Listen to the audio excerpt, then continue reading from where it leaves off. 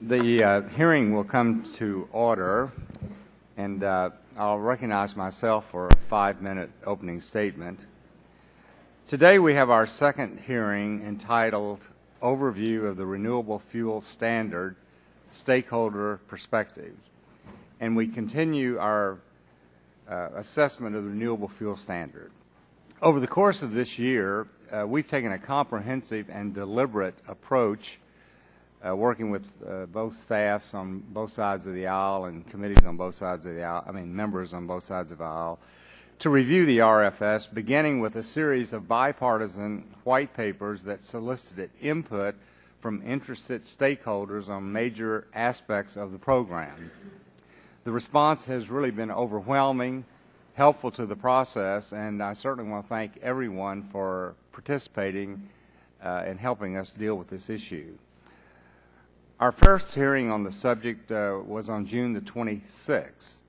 We focused at that time on the government agencies chiefly responsible for implementing the RFS. EPA, EIA, and USDA all agreed that many things have changed since the RFS was last revised in 2007. For example, as you all know, we're using a lot less gasoline today than we did then. Yet the RFS is still based on the assumptions of 2007 and not the realities of 2013. We know that the RIN prices are going up. We know that cellulosic ethanol production is simply not there at this time. And all three agencies at that hearing on the 26th of June agreed that there were RFS implementation issues that warranted attention, especially as we look to 2014. And we certainly need to pay attention to those issues. Today and tomorrow, we take another important step in the review process by hearing from 16 stakeholder witnesses offering a wide range of perspectives on the RFS. Refiners, renewable fuel producers, environmentalists, automakers, small engine makers, fuel retailers, corn growers, poultry raisers, restaurant owners, consumers, and others will all explain where we are today with the RFS, and we expect that after the hearing today, everyone will be on the same page. I'm pleased to welcome, as a part of our second panel today, Todd Teskey of Briggs & Stratton, that plant manufactures small engines, not only in my district in Kentucky, but throughout the country. Today's first panel is going to focus on the impact of the RFS on fuel production, while the second will focus on fuel sales and use. And then we're having another hearing tomorrow, and that panel will address the impact on the agricultural sector and the food supply. Despite the differing points of views from which stakeholders come to this issue, it is my hope that today's hearing that we can at least start the process of consensus building on a path forward for the RFS. This includes potential adjustments to the RFS that align the program with current energy realities. Many businesses and many jobs are at stake, from corn farmer to refinery worker to gas station employee to lawnmower maker to ethanol plant worker. And just as important, the interests of consumers are directly impacted by the RFS. The end goal of this process is an RFS that works effectively and does not distort the market. And with that, at this time I'd like to recognize the gentleman from Illinois, Mr. Rush, for a 5-minute opening statement. I want to thank you, Mr. Chairman, for holding this timely and important hearing on the overview of the Renewable Fuel Standard, where we will have the opportunity to hear from various stakeholders representing many different sectors of the economy. Over the course of the past year, my office has taken dozens of meetings on this critical topic. And for stakeholders from my home state of Illinois, there are few energy issues as important as the matter of the RFS.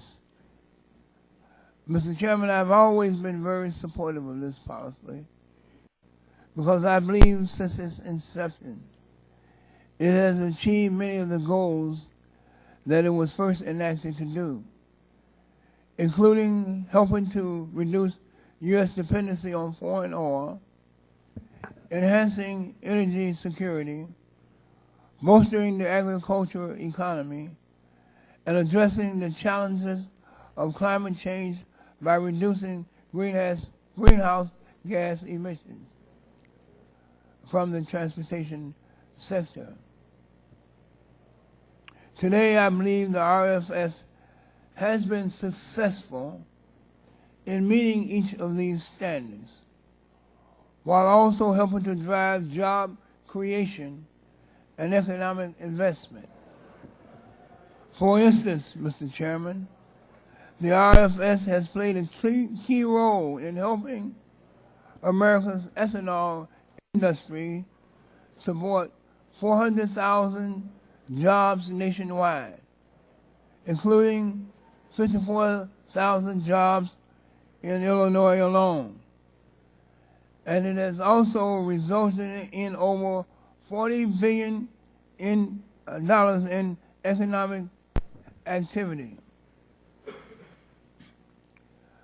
Additionally, as the summer driving season reaches its peak and gas prices skyrocket at the pump, Chicagoans are paying among the highest prices in the country, averaging $4.11 for a regular gas last week, which is up from the $3.84 just a week before that.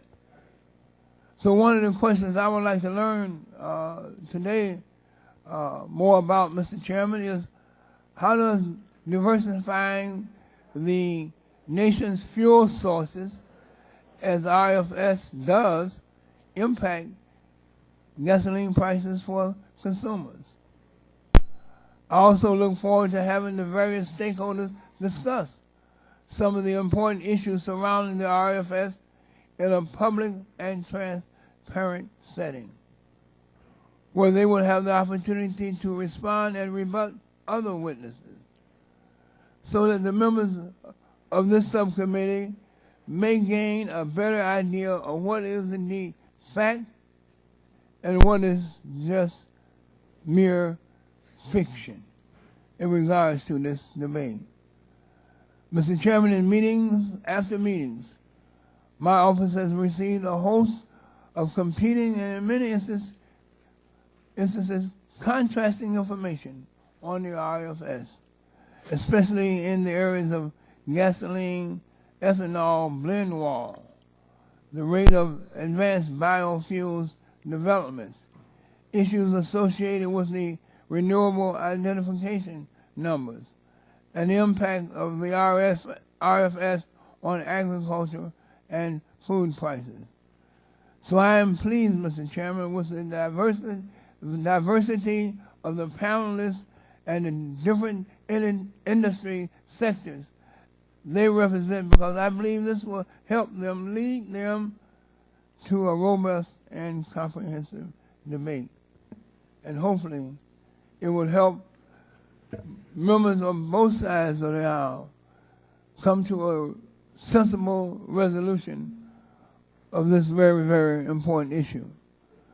Mr. Chairman, I look forward to the public hearing today, the one tomorrow, where we can lay out all the facts, including both the opportunities and the challenges, to implement the RFS as currently drafted.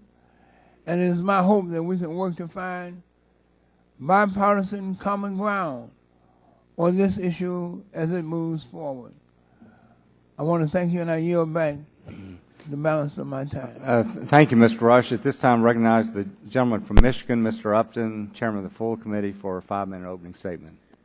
Well, thank you, Mr. Chairman.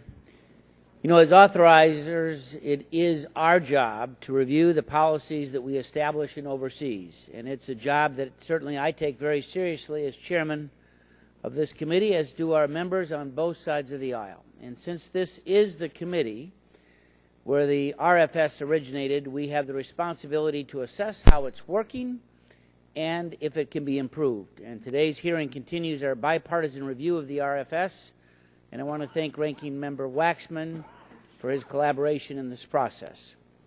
Much has changed since the RFS was last revised in 2007, including the exciting new developments that have led to unexpected increases in domestic oil and natural gas production.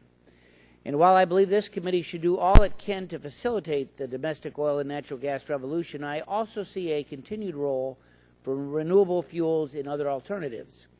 Reviewing the RFS and how it fits into the changing energy mix is what we are doing today. We began our assessment with a series of bipartisan white papers that explored key RFS topics, including the compatibility of fuels with the existing infrastructure and vehicle fleet, and the impacts on the agriculture sector and the environment. The stakeholder response has been as extensive as it has been substantive, and the range of viewpoints expressed demonstrates the far-reaching effects of the RFS.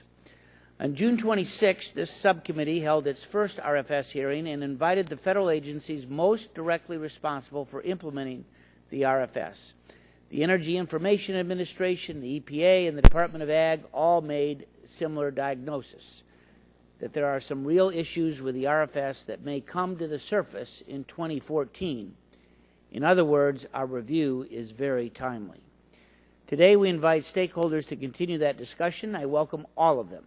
And of course, I'm particularly interested in hearing from the automakers, knowing its importance to the Midwest and my state of Michigan. Fuels and vehicles operate as a system, and we need an RFS that works well within that system given the changing dynamics of the current CAFE compliance obligations. But let me cut to the chase. In my view, the current system cannot stand. I hope that we can start a discussion that considers a host of potential modification and updates to the RFS, with the end goal being a system that works best for the American people. And to do that, we need everyone to come to the table with a commitment to listen and be constructive. And I welcome every proposal, all proposals to improve this system, and look forward to hearing those ideas from today's witnesses. I'm especially looking forward to hearing what each stakeholder is willing to bring to the table to fix and improve the current system. I'm absolutely committed to ensuring that we deliver workable reforms. I yield back to the chair. Gentleman yields back. This time I recognize the gentleman from California, Mr. Waxman, for a 5-minute opening statement. Thank you, Mr. Chairman. Last year, Americans consumed our lowest amount of oil since 1996. This is good news for the climate and for families' pocketbooks. We are relying less on fossil fuels and are using those fuels more efficiently. Thanks to President Obama, we have vehicle standards that will continue to make our cars and trucks more efficient and less carbon polluting than ever before. These standards are saving Americans money at the pump, enhancing our energy security, boosting our economy, and cutting carbon pollution. And yet, as long as our transportation system relies almost entirely on fossil fuels, we will continue to pollute and drive dangerous climate change. Transportation is the second largest source of carbon pollution in the U.S.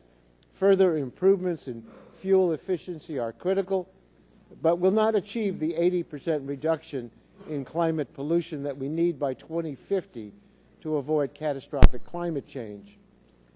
In my district, scientists at UCLA recently predicted that if we fail to reduce carbon pollution, Southern California's snowpacks will fall 42% by mid-century and by more than 2/3 by the end of this century. This is an impending crisis for the 18 million Californians who rely on the snow melt for drinking water, agriculture, and other economic activities. And with our interconnected economy, even these effects aren't limited to California. Reduced production on California farms introduces uncertainty into our food supply and means we will pay more for our fruits and vegetables. In recent years, we've seen historic droughts, fires, floods, heat waves, and hurricanes. Climate change is hurting Americans across the country. As President Obama recently emphasized, we must build a 21st century transportation system to address climate change. There are several ways we can reduce carbon pollution in the transportation system. Fuel efficiency is one, but so are better land use and planning investments in public transportation options at lower costs and protect the environment. Hybrid vehicles and electric vehicles charged with electricity from renewable sources are also a key part of the solution. In today's hearing, we'll look at another, low-carbon biofuels, which are being developed under the Renewable Fuel Standard, or RFS.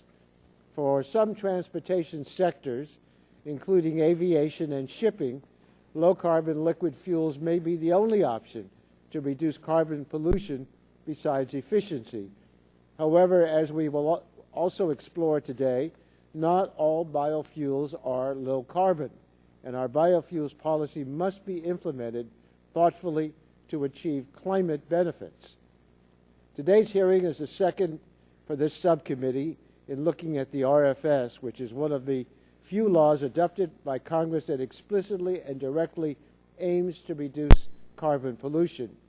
Last month, we heard from EIA, EPA, and the Department of Agriculture that the RFS has helped launch an entirely new advanced biofuels industry that has the potential to offer real climate benefits and grow our economy. But we also heard that development of this industry has taken longer than Congress had originally hoped, and that other challenges have arisen, including the gasoline ethanol blend wall, which may be around the corner. And I look forward to hearing from our stakeholder witnesses today and tomorrow on these and other issues. In addition to these hearings over the last few months, Chairman Upton and I have released a series of bipartisan white papers discussing the RFS and soliciting public comments on the law. This process has been helpful, and I appreciate the majority's efforts to work with the Democrats so that we can all better understand these issues. The RFS has serious matters before it. I welcome the opportunity to take a careful look at this policy through the white papers and through these hearings. And as we move forward, we should continue to evaluate how the RFS could better contribute to a low-carbon transportation system that benefits both our environment and our economy. As we consider any changes to the policy, we should ensure that the law's climate benefits are preserved and strengthened. Thank you, Mr. Chairman. Thank you, Mr. Waxman, and that concludes the opening statements for the day. So at this time, I'd like to introduce our witnesses on the first panel. First of all, I want to tell you we appreciate your getting your testimony to us. We've read the testimony. We appreciate your taking time to give us your expertise on this very important issue. And our witnesses are Mr. Jack Gerard, who is the President and CEO of the American Petroleum Institute. We have Mr. Bob Dineen, who is the President and CEO of Renewable Fuels Association. We have Mr. Charles Drevna, who is the President of the American Fuel and Petroleum Manufacturers. We have Mr. Michael McAdams, who's the President of the Advanced Biofuels Association. And we have Dr. Jeremy Martin, Senior Scientist at the Clean Vehicles Program at the Union of Concerned Scientists. So thank you for being with us. Each one of you will be recognized for 5 minutes of an opening statement. And at the end of that time, then we'll have questions for you. So, Mr. Gerard, you're recognized for 5 minutes. Great. Thank you, Chairman Whitfield and Ranking Member Rush and Chairman Upton, Ranking Member Waxman. We appreciate the opportunity as API to testify today to express our concerns with the Renewable Fuel Standard. API represents all sectors of America's oil and natural gas industry. We support 9.2 million American jobs, 7.7% of the U.S. economy. We deliver more than $86 million a day to the federal government. And we're responsible for delivering most of the energy that drives our economy, a responsibility that we take very seriously, which is why we are extremely concerned about the risk the RFS poses to our economy and to millions of consumers. In 2007, when Congress created the RFS, the energy market and our nation's energy landscape were very different than they are today.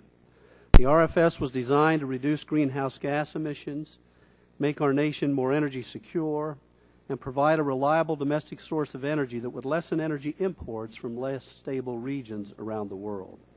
Today, we are much closer to achieving these important goals. Unfortunately, it's not because of the RFS. It's because of the oil and natural gas industry's technological advances and vastly expanded energy resources. The 21st century energy renaissance has driven our nation's CO2 emissions near a 20-year low, made us the #1 producer of clean-burning natural gas, and put us on a track to become the world's largest oil producer in 7 short years. Put simply, the RFS, while well-intentioned, is today completely untethered from reality, and unless it is immediately halted, will unnecessarily cost our economy and consumers billions of dollars. In fact, the RFS and its requirements are already beginning to drive up energy production costs. The best example is the price volatility in the Renewable Identification Number, or RINs, which refiners must obtain when blending renewable fuels into gasoline and diesel. RINs are becoming increasingly scarce due to the impending E10 blend wall, which is the point at which the RFS mandate exceeds the safe limit of ethanol in America's fuel supply. These higher ethanol volumes in America's fuel supply would void millions of car warranties. Today, RIN prices are near an all-time high, which, according to an editorial in Saturday's Wall Street Journal, translates into a 10-cent per gallon ethanol tax on consumers at a total cost of $14 billion to our economy. Other experts, such as the Energy Policy Research Foundation, EPRIC, estimate the program could increase the price of gasoline from 20 cents per gallon to as much as $1 per gallon as early as next year. Further, according to a study conducted by NERA Economic Consulting, exceeding the blend wall could result in diesel fuel costs rising as much as 300% and a 30% increase in gasoline costs by 2015. In broad economic terms, the RFS could cause a $770 billion decrease in U.S. GDP by 2015 and reduce take-home pay for American workers by $580 billion. And only in Washington turn of event, the RFS also mandates the use of a fuel that simply doesn't exist. Currently, the amount of commercially available advanced cellulosic biofuels in the market doesn't come close to meeting the arbitrary requirements of the RFS. In other words, RFS mandates the use of a phantom fuel that could cost American consumers millions, all of which leads to the inescapable fact. The RFS isn't just a relic of America's bygone era of energy scarcity. It is a grave economic threat and, in our view, should be stopped immediately. The real tragedy is that this can all be prevented and can be prevented right now. To that end, we again call on the administration to immediately waive down the volume requirements to below 10% for 2013 and 2014, and for Congress to finally repeal this fundamentally broken law. Because the stakes are simply too high for inaction, which could cost consumers millions of dollars, place at risk small engines and automobiles, and ultimately cause severe damage to our domestic economy. Thank you for your time and attention today, and I look forward to answering your questions. Thank you, Mr. Gerard. And Mr. Deneen, you're now recognized for 5 minutes. Thank you, Mr. Chairman. Thank you, Chairman Upton, Ranking Member Rush, and Ranking Member Waxman. This is an important and timely hearing, and I want to thank you for having a balanced approach, not just with the hearing, but with the white papers as well. This has been a process that has allowed all stakeholders an opportunity to get their views across, and we appreciate it.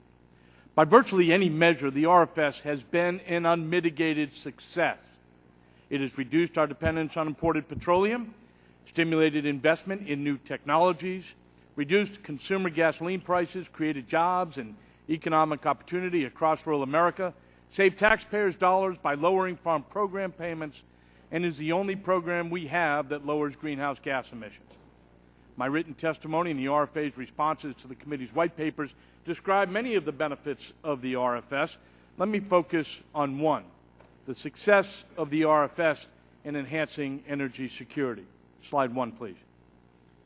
U.S. dependence on imported oil has fallen since the RFS was enacted, from 60% in 2005 to 40% today.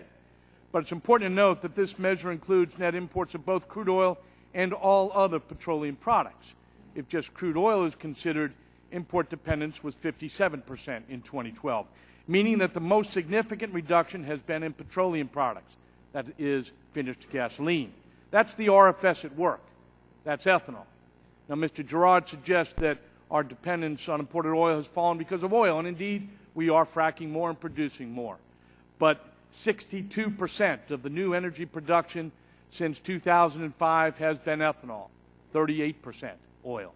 It is ethanol that has driven that number down. Now, my friends in the oil industry want you to repeal the RFS and have pointed to the blend wall as a major reason they can't meet the RFS obligation. So let's take a look at the blend wall. Slide 2, please. The green bar is the RFS requirement, the 13.8 billion gallons of corn ethanol that has to be blended this year. We'll sell close to 13.4 billion gallons of ethanol into E10 markets, meeting the obligation for 133 billion gallons of fuel. We'll also sell more than 150 million gallons of ethanol as E85 for flex fuel vehicles, meaning that there's just 280 million gallons of gasoline above the blend wall. That's what the fuss is about. The requirement above the blend wall this year represents less than 0.2% of the U.S. gasoline market. The 3,000 plus E85 retail outlets in operation today would only need to sell an average of 15,000 gallons per month to scale the 2013 blend wall. With ethanol prices today about 60 cents less than gasoline, E85 sales are spiking, and some stations are reporting E85 sales close to 50,000 gallons a month. And with almost 16 million FFVs on the road today, there's enough potential E85 demand for 8 billion gallons of E85. What blend wall? All we need is market access for E85, E15, and other blends. Access that is being denied today by an incumbent industry intent upon holding on to its monopoly. Well, they say ethanol, the RFS, and RINs are driving up the price of gasoline. No. Slide 3. Again, ethanol is less expensive than gasoline. The RFS is saving consumers at the pump, and there's absolutely no correlation between retail gas prices and ethanol RIN prices. RINs are free. Let me repeat, RINs are free. Ethanol producers are required to give RINs to refiners and gasoline marketers when they purchase a gallon of ethanol. Buy a gallon of ethanol, get a RIN for free. There is a rather thinly traded and opaque market for RINs as oil companies trade them amongst themselves, but if they don't like the price, they can always blend more ethanol and get more free RINs. They don't have to short the U.S. gasoline market, and if they do, shame on them. There's no truth to the notion that ethanol and the RFS are driving up food prices. Slide 4. In fact, food prices have actually fallen as the RFS has been implemented, with the lowest food price inflation in the past 50 years, 1%, occurring in 2010. There's no correlation between food prices and growing ethanol production. So what is driving food prices? It's the skyrocketing price of oil, of course. Slide 5. Now there's a near perfect correlation. When oil prices spiked to $140 a barrel in 2008, so too did food prices. Energy drives the cost of all food items at the grocery store because of transportation, refrigeration, production, and marketing. That's why the RFS is so important. It's the only policy we have to moderate gasoline prices at the pump. Congress did an excellent job crafting the RFS, building in a great deal of administrative and market flexibility to deal with the issues as they arrive. As a result, there is nothing wrong with the RFS that can't be fixed with what is right with the RFS. And there is no need to legislate changes to a program that is working as designed, even if the incumbent industry bristles at losing market share. Thank you. Thank you, Mr. Deneen. And Mr. Drevna, you're now recognized for a 5-minute opening statement. Thank you, Chairman Whitfield, Ranking Member Rush, and again, Chairman Upton and Ranking Member Waxman of the full committee. In 2007, Congress enacted energy legislation which, in essence, delivered a contract with the American people that promised significant steps toward energy independence and national security and added environmental protections. A major component of that contract, known as the RFS, called for massive amounts of renewable fuels to be blended into the nation's transportation fuel supply. In 2013, we now know that the RFS is a program based upon erroneous market assumptions, obstacles that prevent the safe consumption of ethanol at increasing mandated levels, and many other unintended negative consequences. These critical flaws, in combination with the resurgence of domestic energy production, have led us to one unquestionable conclusion. It is now abundantly clear that the RFS has systemic problems that Congress must address immediately and decisively to avoid severe economic harm to individual consumers and to our nation's economy. Ironically, in a free market, as opposed to a mandated market, which somehow we have a monopoly on, consumer choice and economics would drive the safe and efficient introduction of biofuels. However, mandates are not the free market, and the reality is the RFS will raise prices for virtually all consumer goods, possibly leading to a consumer backlash against renewables generally, just not the mandate. We believe this is not the result Congress wants to achieve.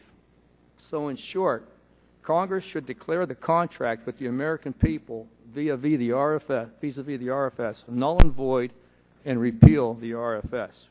The flaws of the RFS are numerous, and they are here now. First, perhaps the most pressing issue this year is the onset of the E10 blend wall.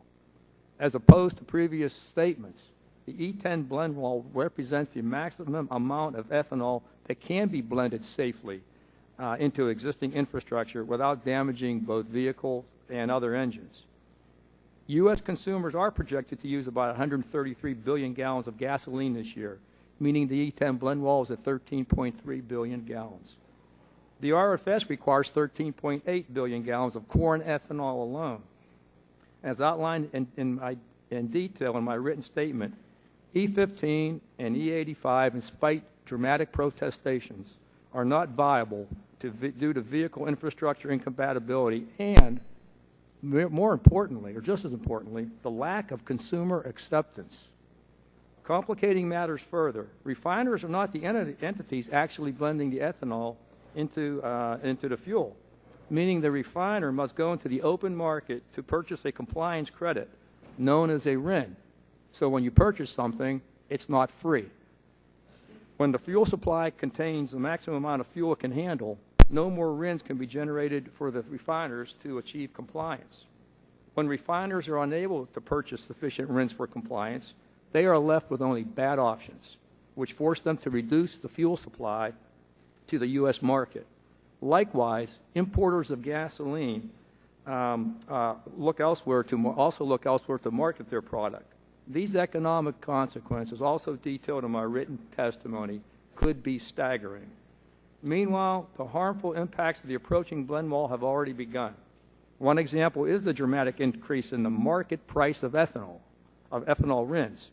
Prior to the onset of the blend wall, our RINs traded at 4 to 7 cents. However, as the market anticipates the scarcity, RIN prices rose to as much as $1.48 just last week. A refiner that purchases all its RINs now face an implied 15-cent per gallon premium to sell fuel in the United States. Trade press is already reporting that importers are turning to gasoline imports to other countries to avoid this RIN tax. Much of what my time has been spent talking about the impact of the blend wall. By doing so, I do not want to underemphasize the other negative impacts, including that on food and feed supply.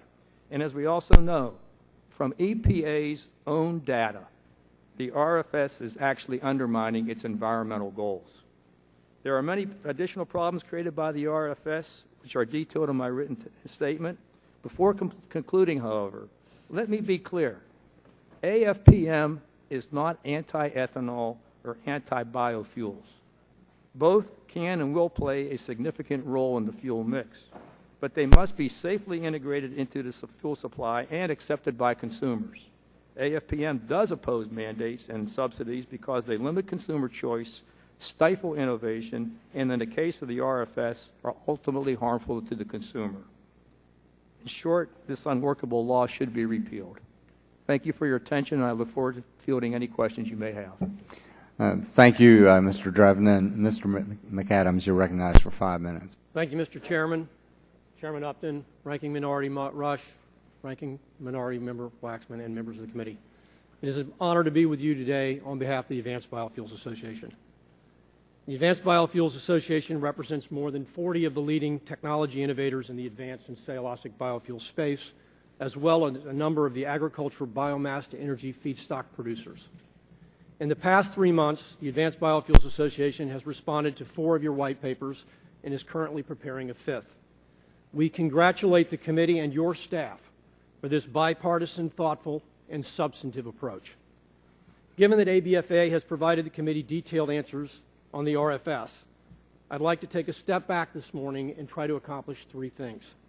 First, I'd like to set a context around the RFS. Second, I'd like to call the impacts of the debate into focus. And lastly, I'd like to offer a solution set for your consideration. Congress expanded the RFS to stimulate an advanced and cellulosic biofuels industry, to encourage larger greenhouse gas reductions, and to develop more energy-dense drop-in fuels. Many of these new advanced biofuels are hydrocarbons, and they're compatible with the existing pipelines, refineries, planes, trains, and automobiles. ABF members are delivering on that vision today. Today's hearing is largely about concerns surrounding the blend wall. Simply stated, it is the mismatch between the number of gallons of gasoline the U.S. market is demanding and the number of gallons of ethanol the RFS calls to be mixed into that gasoline. With a 10% limit on the ethanol to gasoline ratio, there's a mismatch this year of roughly 500 million gallons. However, the RIN bank carryover provisions in the law allow the RINs from 2012 to meet the proposed targets in 2013, and they are enough this year to easily achieve the proposed mandate. The RIN market makers, however, they question whether this will be the case in 2014 and 2015. This year, the United States of America will use 213 billion gallons of fuel, and of that, about 15 billion gallons will be renewable fuel.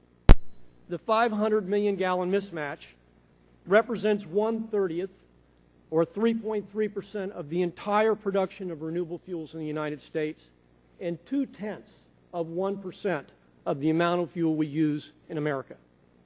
Additionally, much has been made about the shortfall of cellulosic gallons. I would argue that the recent court case that my colleagues on the panel here were victorious in has adequately addressed the phantom fuel issue. And this year we will see significant gallons in the cellulosic pool, which began to be placed on the EMTS system last month. Calling for the full repeal of the RFS over a short-term issue impacting less than 1% of all the fuels we use in America doesn't make a lot of sense as a public policy solution. For ABFA's members, the debate over repealing the RFS is having a chilling impact on the investment community and is restraining the growth and ability of our members to move forward.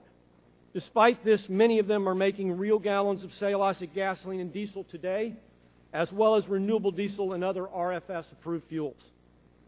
In the last 6 years, U.S. businesses in the private sector have spent $14.72 billion in pursuit of the policy goal you collectively laid down in this committee.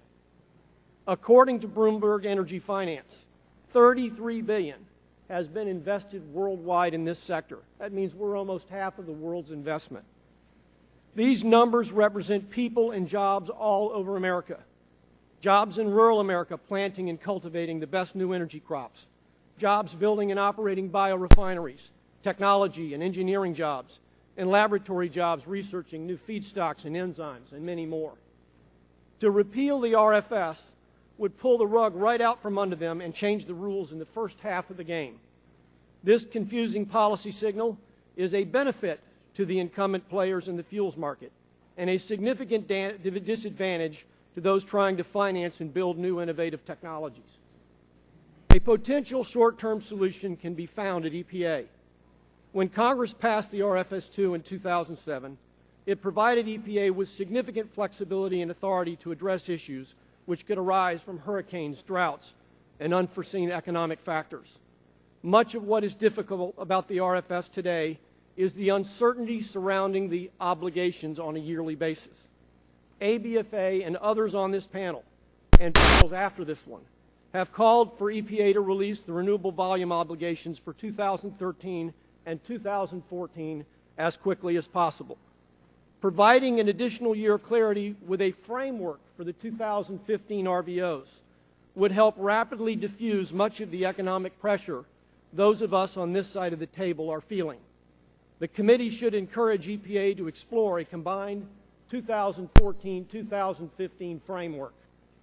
A clear signal from EPA given to the stakeholders in advance would be a huge step forward in adjusting EPA's procedure to help all the markets work more smoothly. Thank you for the opportunity to testify with you today, and I look forward to your questions. Thank you, Mr. McAdams, and Dr. Martin, you're recognized for 5 minutes. Thank you very much, Chairman Whitfield, Ranking Member Rush, Chairman Upton, Ranking Member Waxman, members of the subcommittee. Thank you for the opportunity to testify about the Renewable Fuel Standard. My name is Jeremy Martin. I'm a senior scientist working on biofuels policy at the Union of Concerned Scientists. UCS is the nation's leading science-based nonprofit, putting rigorous independent science to work to solve our most pressing problems.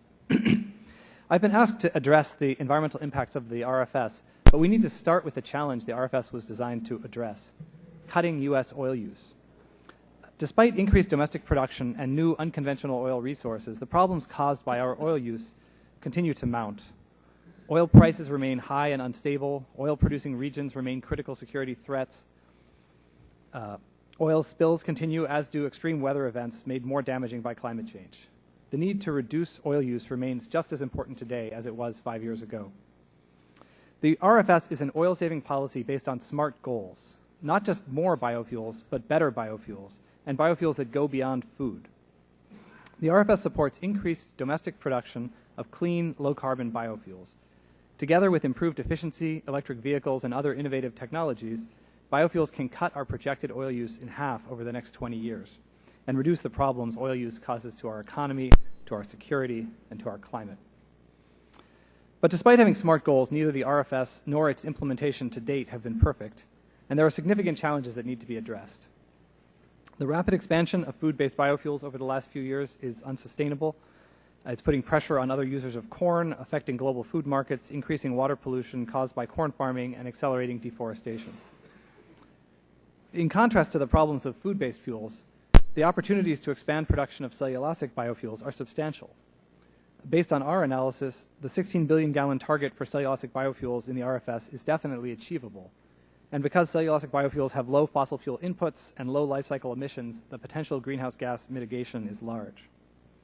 But while the resources to make cellulosic biofuels are substantial, converting them into clean fuel requires a massive scale-up of biorefineries. The first commercial-scale cellulosic biorefineries are starting up now in Florida and Mississippi. Several more are under construction in Iowa and Kansas. And this is a major milestone, and it wouldn't have happened without the RFS. But clearly, it's behind the schedule laid out in 2007. It will take time to scale up a new fuel industry, as it did for both the oil and corn ethanol industries.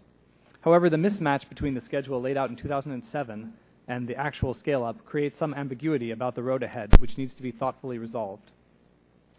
Fortunately, the RFS was designed with a great deal of flexibility, especially with regard to the second phase of the policy that shifts from food-based fuels to non-food-based cellulosic biofuels.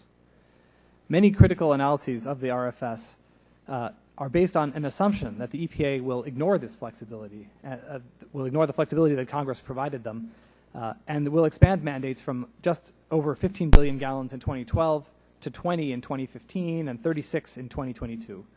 But this assumption defies common sense. EPA has a clear authority to cut the rate of mandate growth in half between now and 2015 and to reduce the 2022 target from 20 billion gallons to whatever, from 36 billion gallons to 20 billion plus whatever quantity of cellulosic biofuel is produced. Adopting a more gradual approach will substantially reduce the challenges facing RFS implementation in coming years. I've provided more detail on our advice in this regard in comments to the EPA and in my written testimony. EPA needs to seize this opportunity and reset expectations for the next phase of the policy from now until 2022 and develop a roadmap that delivers on the important goals of the RFS, but is realistic about the competing uses of agricultural commodities and the rate at which cellulosic production can scale up and the constraints in our vehicle and fueling infrastructure.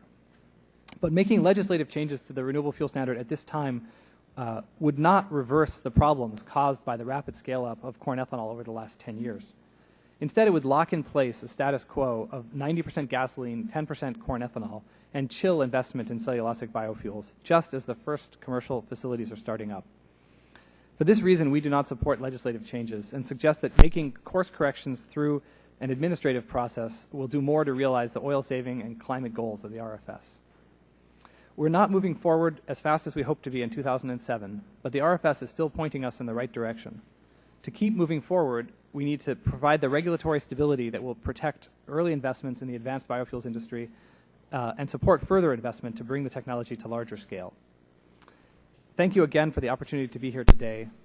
I would like to request that the UCS reports I alluded to on biomass resources and the comments we submitted to EPA on the 2013 rulemaking be submitted for the record, and I look forward to any questions that you may have. Now, without objection, they will be entered into the record. And thank you all very much for your testimony. At this time, I'll recognize myself for 5 minutes. As many of you know, I'm sure as all of you know, the American Petroleum Institute filed a lawsuit in federal court against the EPA on the 2012 cellulosic number mandate. And Mr. Gerard, you all won that lawsuit. And is there anyone on the panel that would disagree with the principle that if EPA sets a mandated number for like cellulosic ethanol and it cannot be produced, that refiners should be forced to buy the RINs anyway? Do any of you disagree with what the API did in that situation in filing the lawsuit?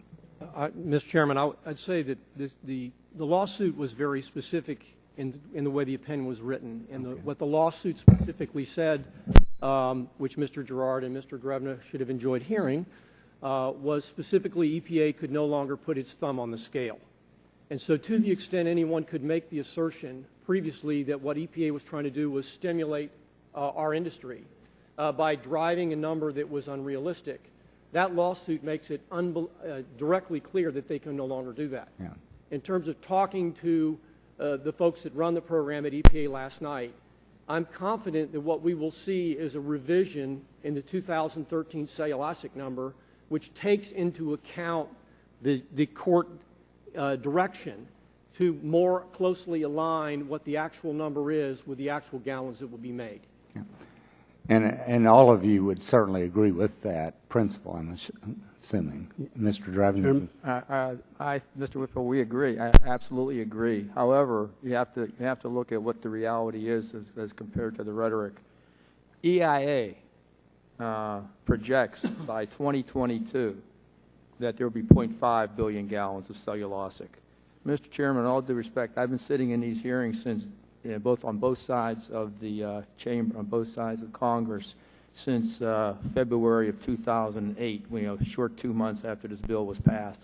And I've been hearing for 7 years now that cellulosic ethanol is just around the corner. All we need is another mandate, and people will invest. Well, people will invest, but if the technology doesn't work, it doesn't work.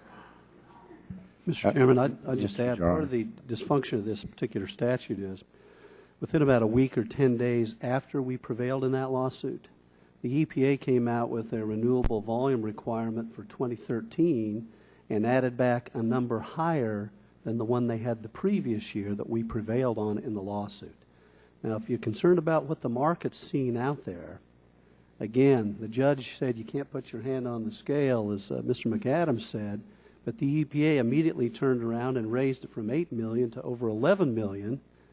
And once again, there's not that in the market. Our expectation or understanding to date is we've got about 5,000 gallons so far this year. We're halfway through the year.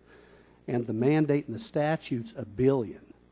They narrowed that down to about 11 to 14, depending upon how you interpret that. But once again, the market sees this as no action being taken. That's why this is so important on the part of this committee and the EPA. They send a signal to the market, you're going to correct this problem. Mr. Chairman, if Deneen. I could, yeah, 2 quick points. One, this actually demonstrates that there's incredible flexibility within the program, within the statute, for EPA to do the right thing.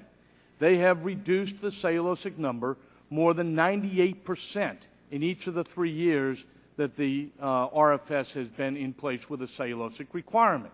That's because of the flexibility that this Congress, this committee, gave to the agency to do the right thing. Now, the court said you can't be aspirational, and we all agree with that. They ought not have their thumb on the scale. But they do need to be accurate with how much cellulosic and other advanced biofuels are going to be produced. And that's my second point.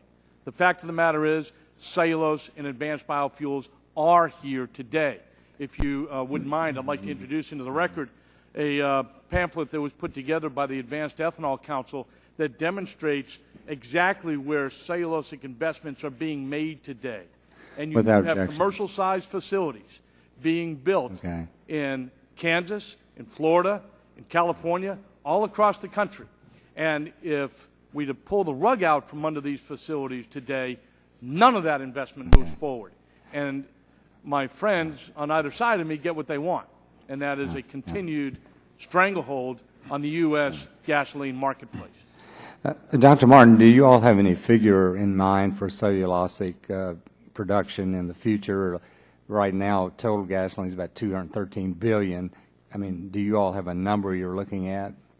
Well, certainly in terms of I mean, we've been looking at the impacts of the different choices more broadly, and I would say one of what we've learned over the last few years is that the impacts on the underlying feedstocks, on whether it's corn or vegetable oil or biomass, is important, and there's plenty of biomass to meet the 16 billion gallon target. I think it's clear that that's not going to happen in 2022, and it's likely to take closer to 2030. The date that happens is not an external factor. It depends a great deal on the policies that are set here, which will determine how quickly people make investments and what that date is finally. Thank you very much. Mr. Rush, you're recognized for 5 minutes. Thank you, Mr. Chairman. I have a question that I would like to have all the panelists to respond to. I'd like you to be brief in your response. I only have 5 minutes, and I need some additional questions to be asked.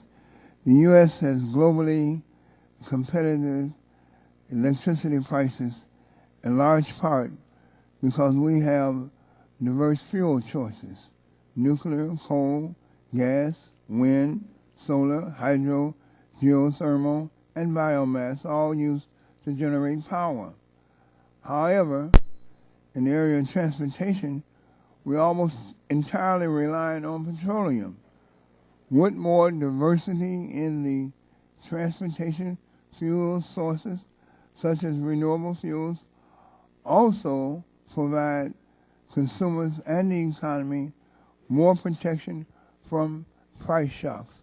Start with you, Mr. Gerard. Please be brief. Okay, I will. Thank you very much for the question. In the broader context, diversity is good. We see that natural gas has become a major player in electricity generation, as you know, and helping drive down the carbon emissions in this country. The important thing to remember, though, and the thing we'll emphasize here, is you have to look at the costs related to consumers. We've been using gasoline for many years in this country. It's affordable, reliable in the context of competing other fuels. So diversity is good, but always look at it in the context of what it actually costs the consumer. Mr. Deneen.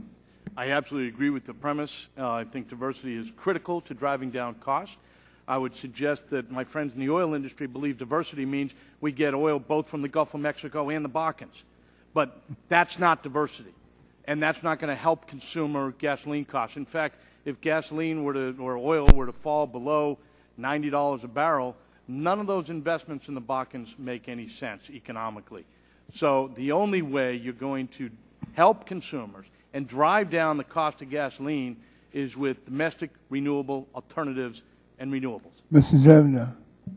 I'll agree that we can have a diversified fuel supply, but a couple items, Mr. Ranking Member. One, the oil and refining industry does not control the transportation infrastructure to get the product to the consumer. 95% of those service stations are owned by private individuals. Number two, the idea that the refiners and those producing a product that is efficient, reliable, and abundant to the American consumer is somehow detrimental to the economy boggles my mind. Number three, when the cable industry looked around and saw there were only three options for television viewers, they bellied up to the bar. They invested lots of money, and right now over 60% of the households in this country have cable TV. I asked my colleagues to the left and right of me, if it's so good, invest. You don't need a mandate. Thank you. Mr. McAdams? I agree with your assertion, Congressman. All right. I think the best way to protect consumers from the price of oil and gasoline is to use less, and biofuels are a part of a diverse set of strategies to accomplish that. And of course, there's a great diversity of biofuels that can contribute to that. Thank you, Dr. Martin. You get an A for the briefness of your answer. And because you were so brief, I'm going to give you another question, okay? In your testimony, you acknowledge the RFS is not perfect. Is it your opinion that EPA has the tools and the authority to deal with challenges as they arise, or does the Congress need to act to modify the law? After having studied this at some length, it's my belief that the EPA has the tools it needs in the statute as it's written to address the immediate challenges and to set a long-term path. I think it is important that EPA be aggressive about demonstrating its intention to use that flexibility and in convening a stakeholder process. And I agree with Mr. McAdams that not just doing 1 year at a time, but really looking further down the road and laying out how these decisions will be made over a multi-year time frame will provide all the players the force, the certainty, and the anticipation they need to make smart investments. I got 10 seconds left, and I want to reserve my 10 seconds. The gentleman reserves his 10 seconds. This time I recognize the gentleman from Louisiana, Mr. Scalise, for 5 minutes. Thank you, Mr. Chairman. I appreciate you having this important hearing and all of our panelists, both the first and second panel, that are going to be testifying, because there are a lot of important components of the RFS that need to be brought to light, and consumers are starting to have a lot of serious questions, as they should. I think when you look at the assumptions that were made back in 2007, many of those predictions didn't come true, and we're starting to see the problems that creates. One of the reasons that I support full repeal of the RFS is because, number one, it's not workable. And we've had many hearings, including people within the Obama administration, EPA, EIA, USDA, and others, that talk about all of the problems that are coming, both near-term and long-term. And so when you look at these problems, they're very real problems. You can't just gloss over it. But when you look at the fuel projections alone, I mean, the usage is down, and the revolution that some of you have talked about that has brought so many more forms of American energy to market, to bear, have not been recognized. And so want to start off, I mean, when you look at Mr. Gerard and Mr. Deneen and Mr. Drevno on the panel, and hearing each of you, very, very conflicting testimonies that have been given. So I want to give you an opportunity to expand a little further on some of the things that you've all said. I'll start with you, Mr. Deneen. You said RINs are free, and anytime somebody's talking about something from the government being free, you usually check your pocketbook first and start getting real concerned. When you talk to people about the RINs and then dramatic fluctuations in the price, this was something that was sold as a stability force. And the RINs are, in fact, not free. They started off at a very low price and have gone dramatically higher. Can you address the fluctuations in the price of RINs, which are not free, but in fact are much more expensive today than when this legislation was passed in '07? Sure, Congressman. But understand, my point is, the ethanol industry, when we produce a gallon of gasoline, we by statute and by regulation have to give that credit to the oil companies. They get them from us for free, without any question. Now, there is a, as I said... Is it just them that are getting them? Because one of the questions is, you know, do you have some of these Enron-type players that are getting into the marketplace, buying up RINs to help jack up the price, to make it an Enron trading commodity instead of something that was established to bring stability to fuel? The oil companies wanted the RIN system, wanted a credit trading program to bring flexibility to the RFS, which I believe it has done. But as they Is it trade just them oil amongst companies that have these themselves- RINs? I'm sorry? Is it just oil companies that have these RINs? No, they could You have be some traded, trading companies. They could be traded to other marketers. That's actually And I one of the apologize, things- my time's very limited. Mr. Girard, if you can touch on this as well. Yeah, we're as refiners, we're the obligated party. So we're the ones that have to produce the RINs. We don't get all the RINs, and we certainly don't get them for free. Because in many instances, whoever's blending that fuel and gets the RIN, we've got to go buy that RIN to meet our obligation because we're the obligated party. The more fundamental issue here, as you know, Congressman, is the E10 blend wall. The market sees it coming. It sees it head on. There's pressure out there from those in the obligated parties to make sure they've got enough to meet their requirements under the RFS. That's what's driving that cost. That's what the experts say the problem is.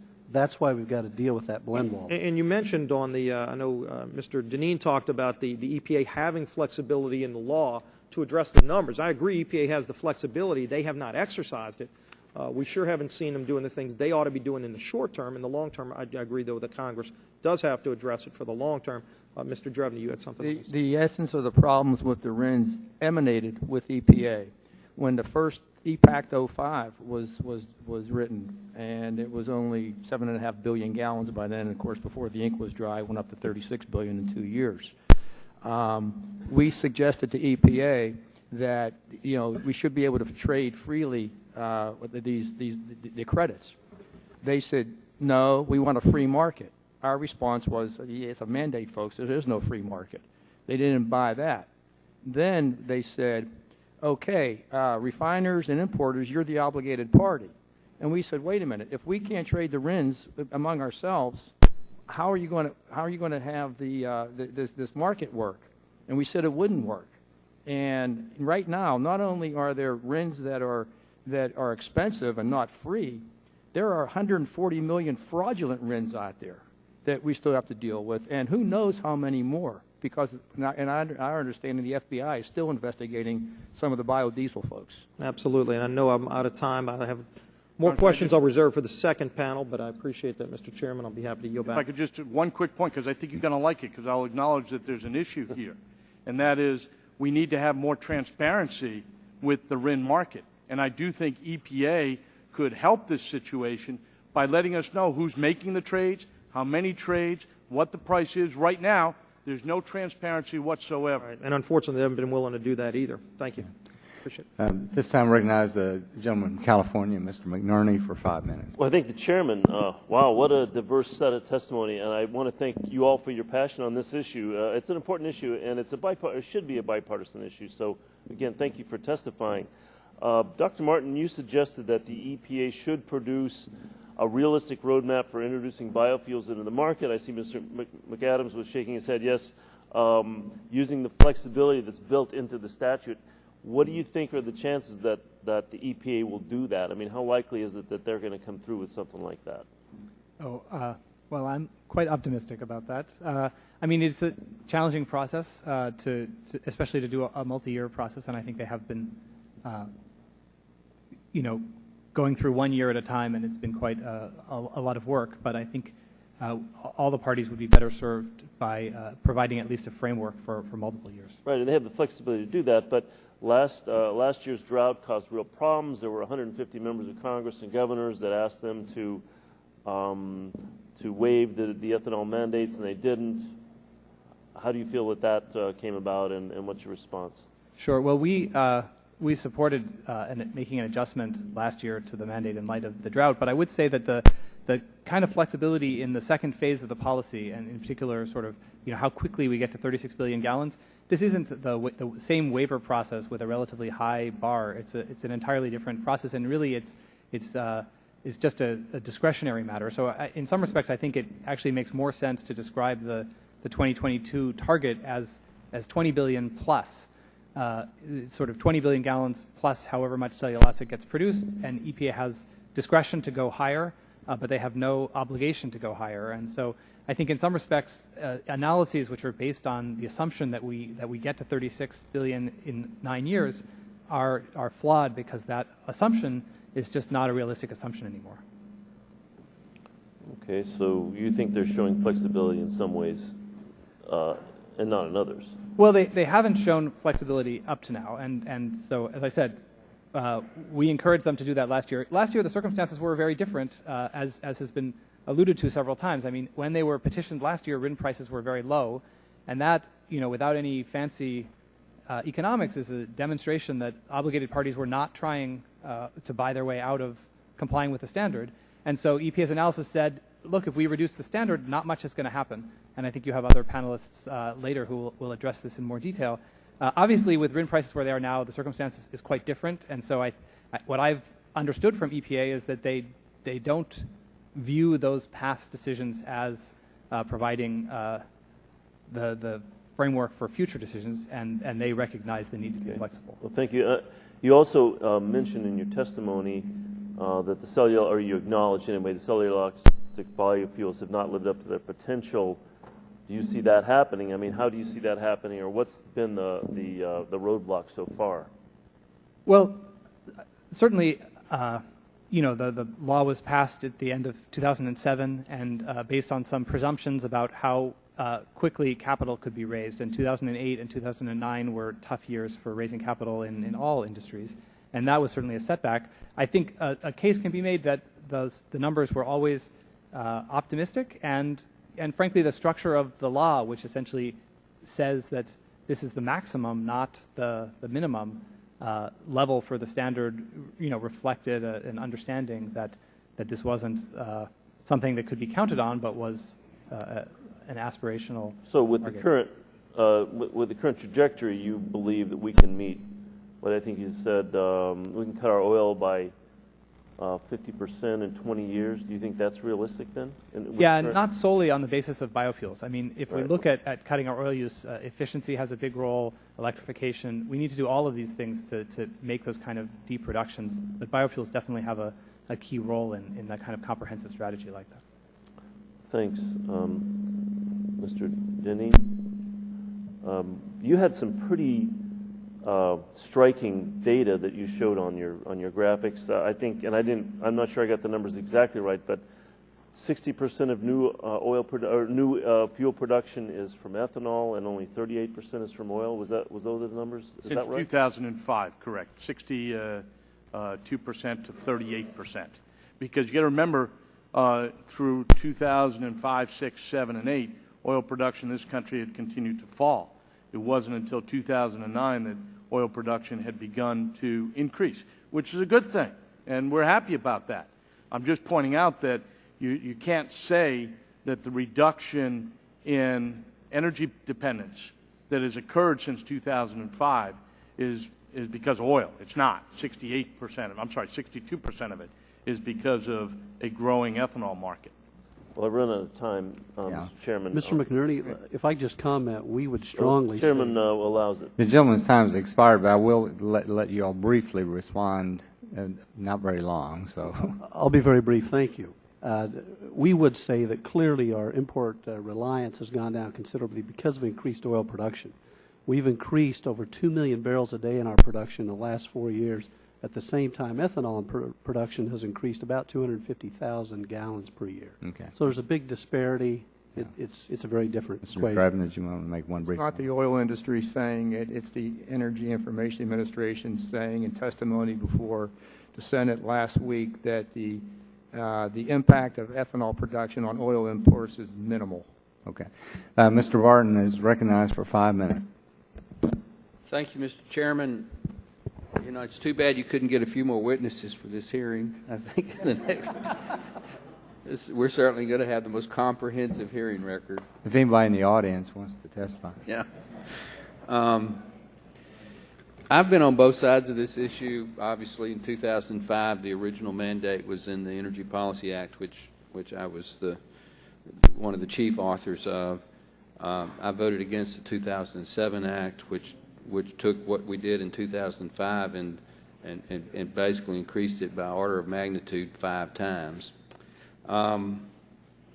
We're at a situation now where what appeared to be a good political compromise and maybe even a market compromise, 8, 9 years ago, doesn't appear to be working, not because of good intentions, but because the marketplace has changed. We thought that gasoline consumption in the United States was going to continue to go up. Well, it's not. It's gone down considerably. And while I don't have the exact number, I believe this year the difference between the projection and what we think is going to be reality is 30 to 40 billion gallons of gasoline. That's a significant discrepancy. So the question before the committee is, what do we do? And you've got 3 options. One is do nothing, which Congress is very good at. Just let the mess keep going. The second option is to repeal the Renewable Fuel Standard, and that's where I am. I think with all the good intentions in the past, basic principles, when all else fails, go back to basic principles, which is let the market operate. And then the third option would be to modify the renewable fuel standards.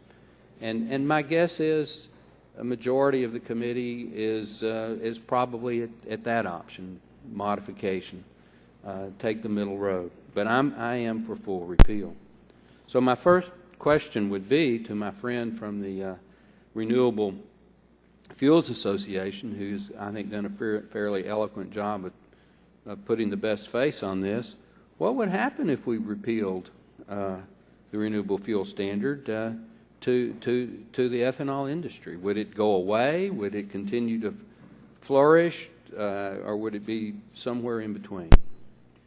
Thank you, Congressman. First of all, let me compliment you again on crafting the 2005 RFS, because you really did craft a good piece of legislation with lots of flexibility for EPA to address the situations that it has.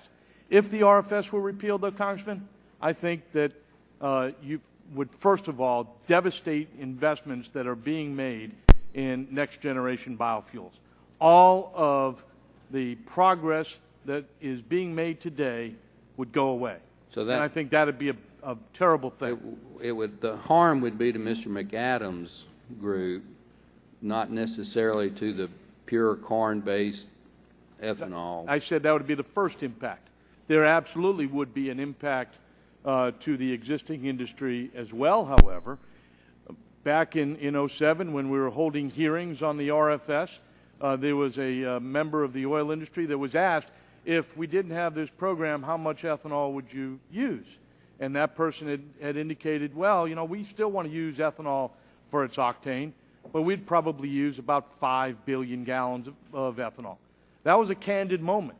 And I think that's what you would see. You'd see a dramatic reduction in the use of ethanol in fuel as they replaced it with their own petroleum. These folks are in the business of throughputting hydrocarbons, not carbohydrates. My time is about to expire, and I do want to give the other side a chance, since I'm actually with the other side.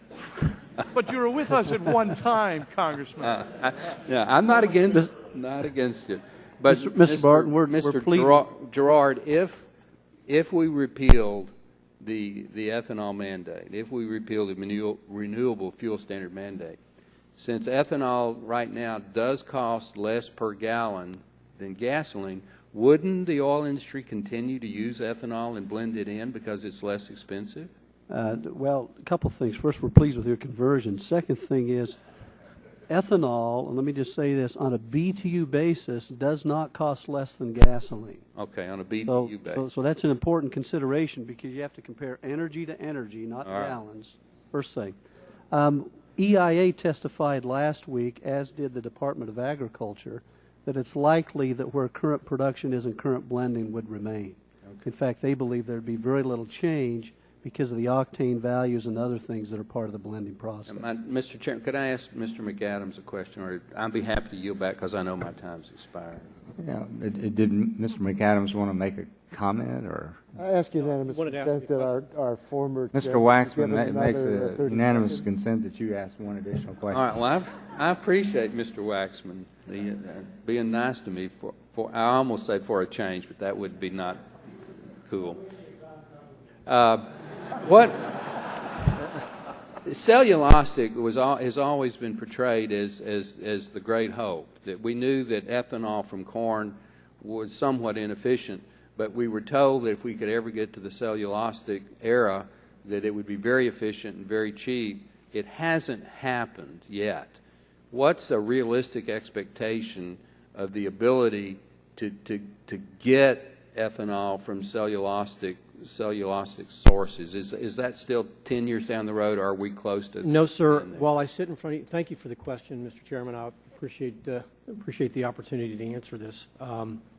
As I sit in front of you today, there's a facility in Mississippi, in rural Mississippi, by the name of Keyor. It's a pyrolysis facility. It's crushing pine trees, and it's not making ethanol. It's making gasoline and diesel. And Mr. Gerard's and Mr. Drevna's clients, Chevron and Hunt Petroleum, have made 100% of the offtake purchases of that fuel.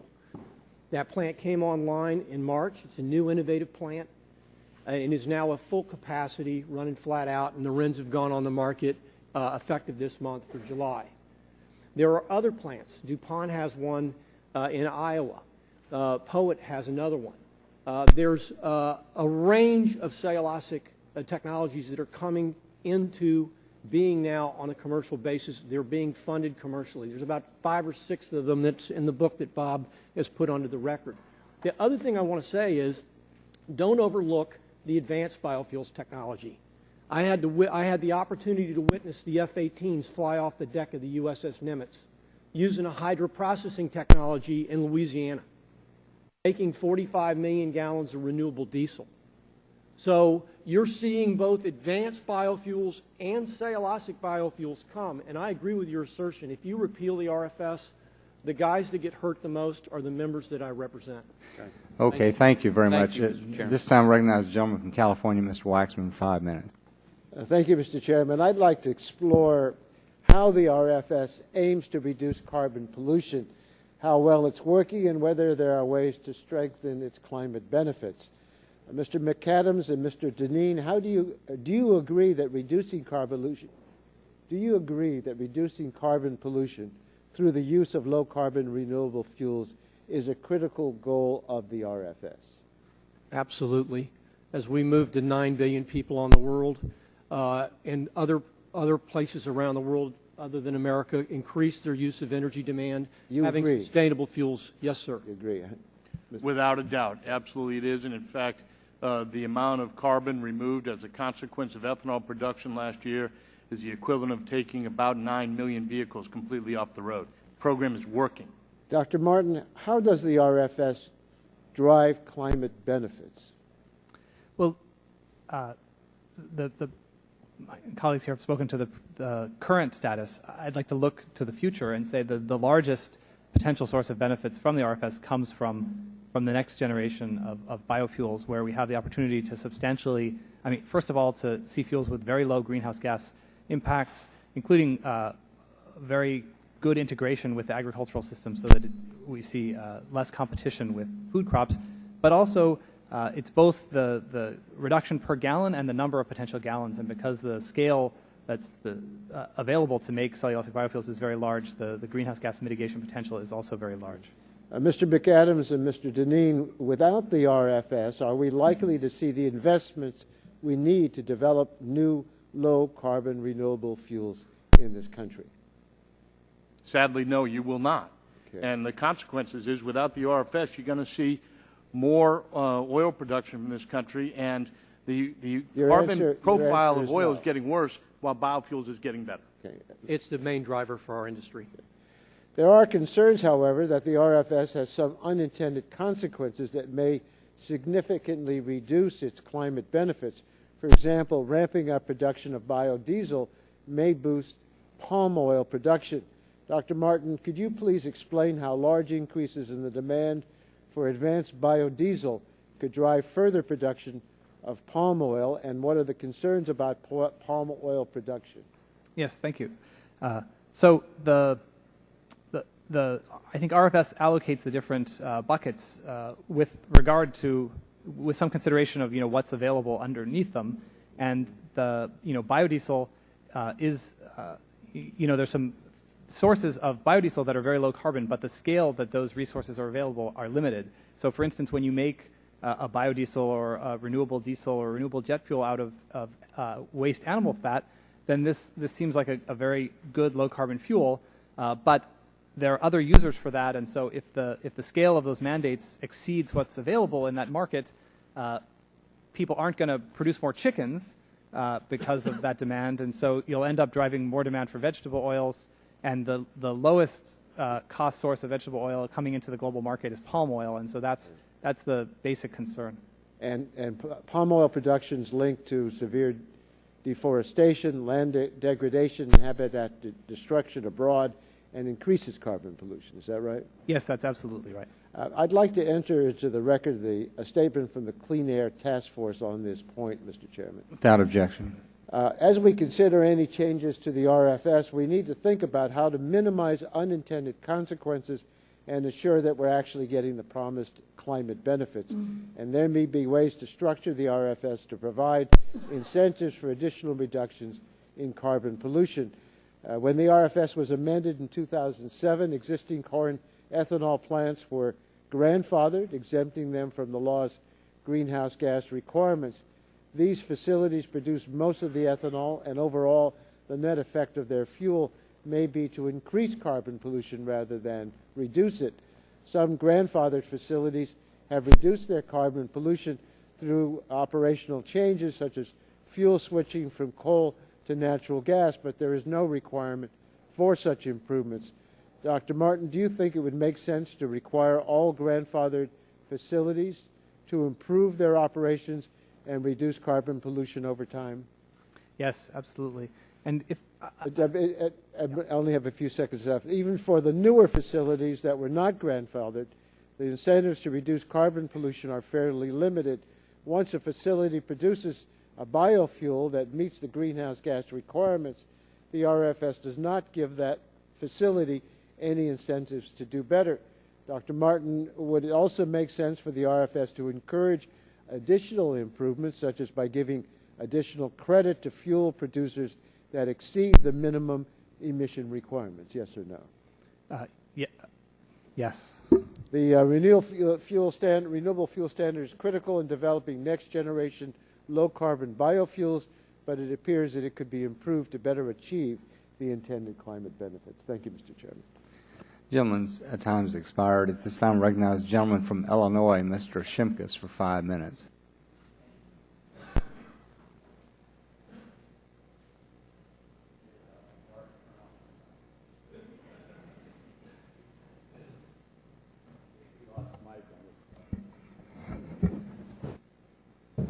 Do we have anyone that is technically attuned? Barton's works. Imagine that. Oh, the irony. That is.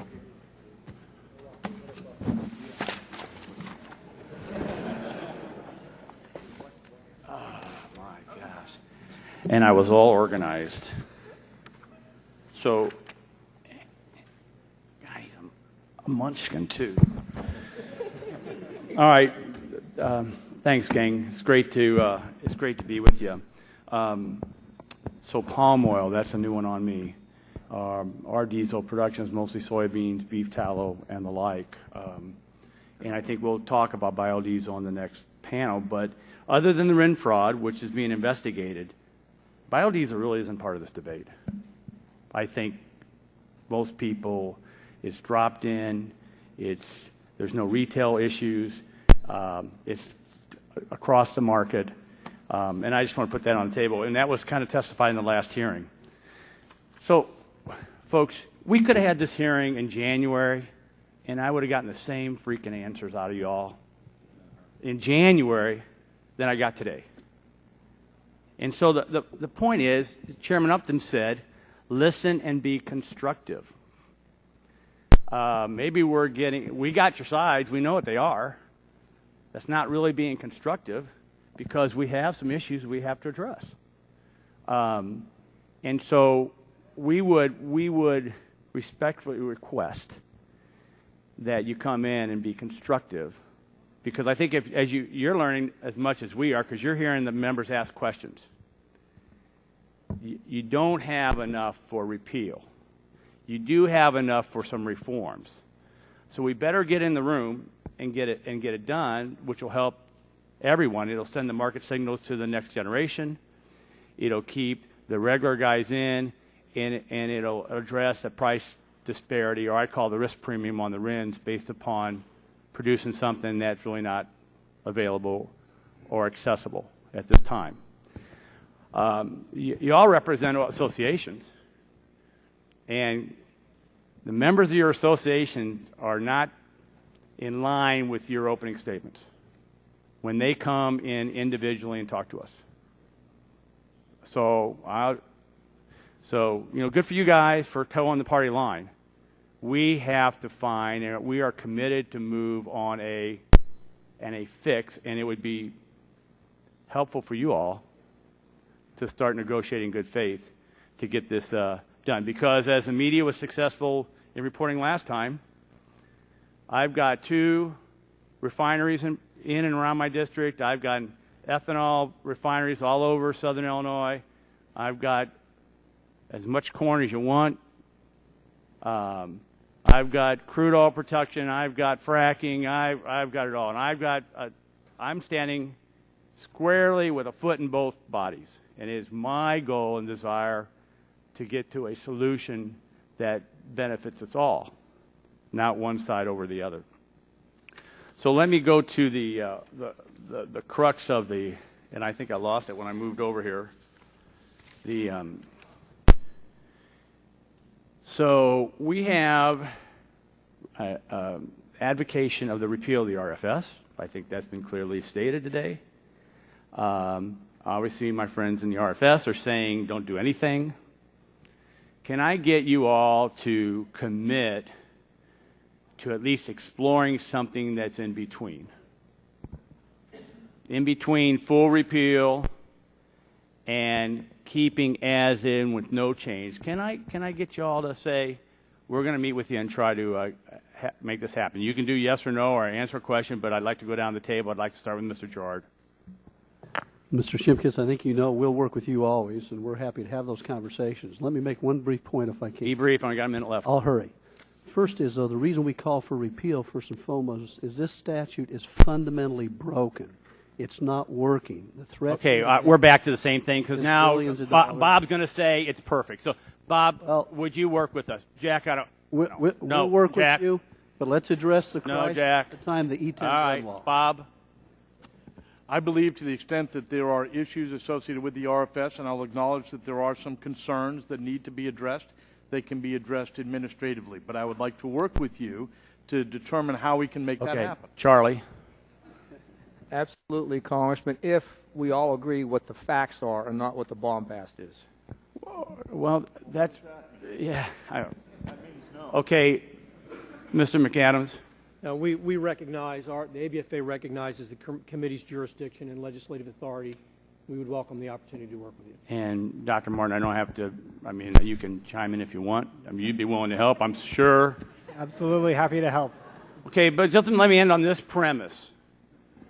The government has established by law, and you all have heard me say this before, procedures to refine either traditional or next generation.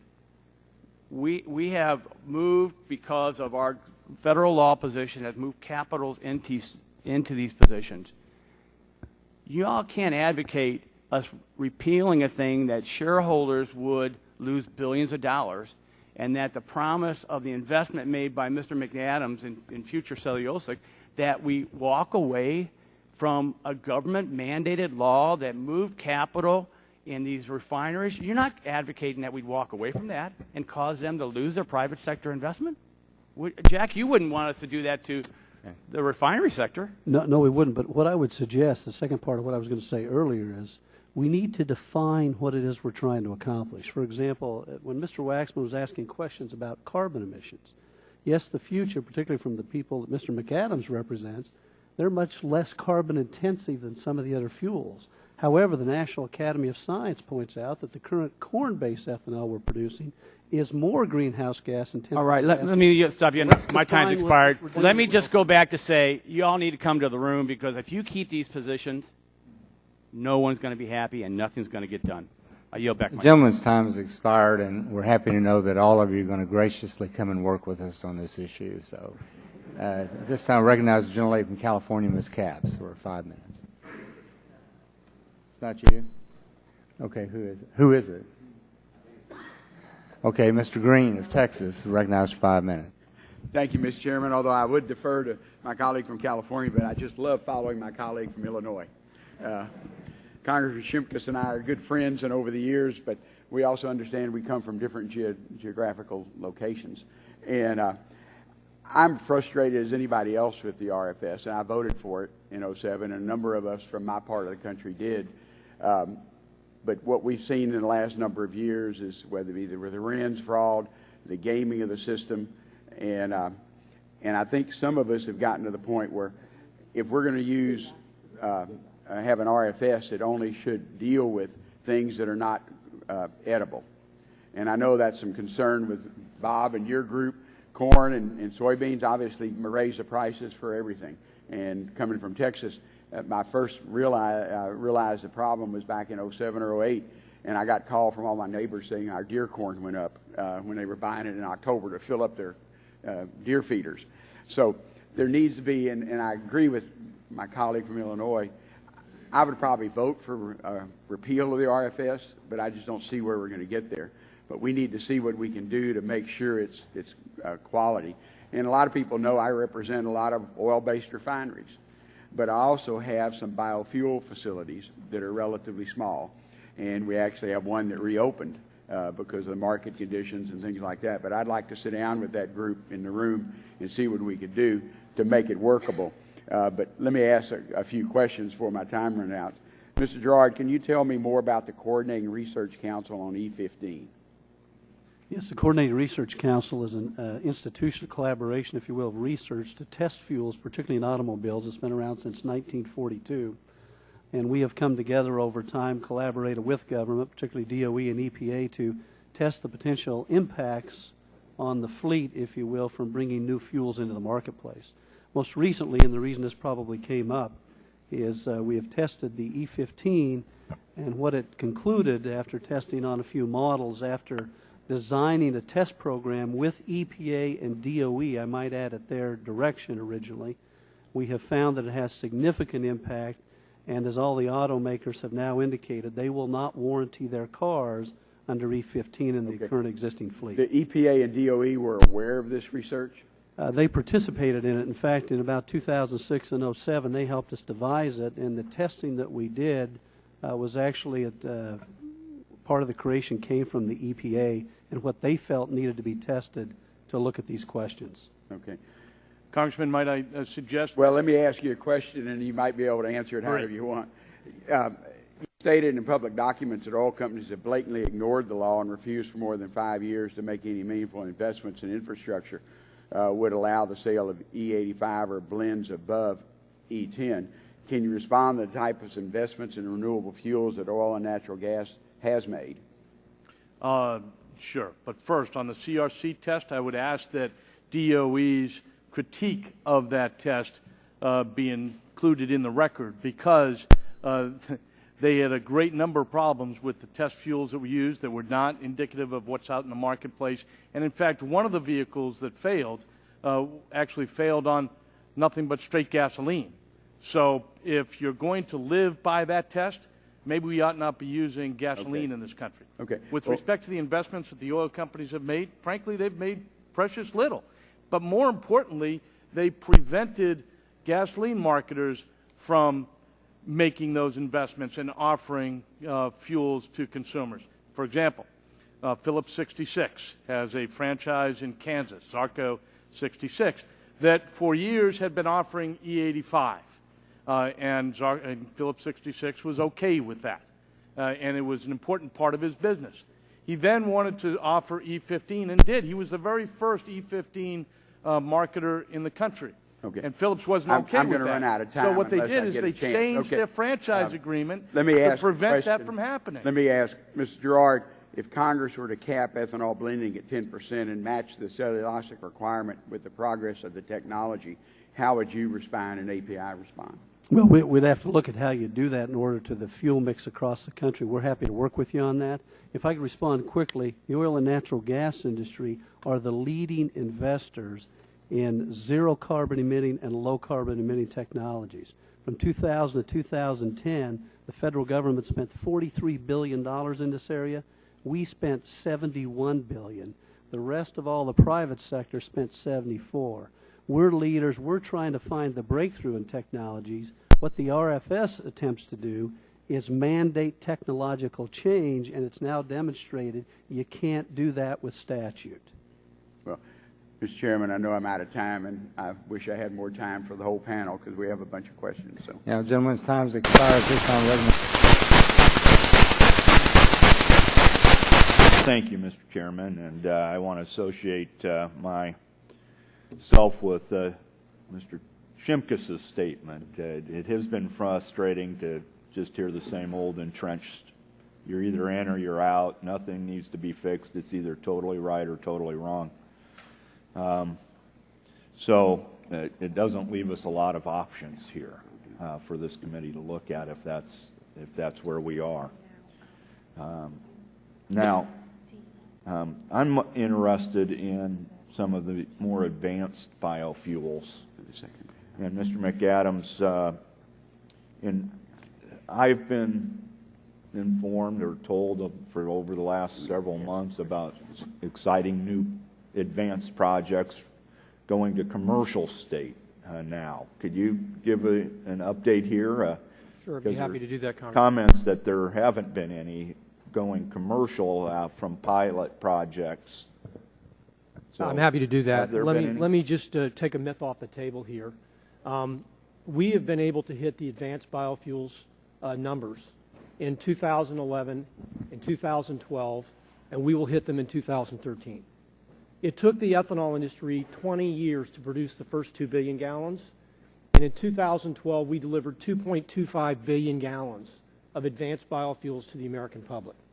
Now, the largest portion of that 2.25 billion came from America's biodiesel industry. That was 1.1 billion. And the way the statute works, it receives a 1.5 to 1 energy dense multiplier.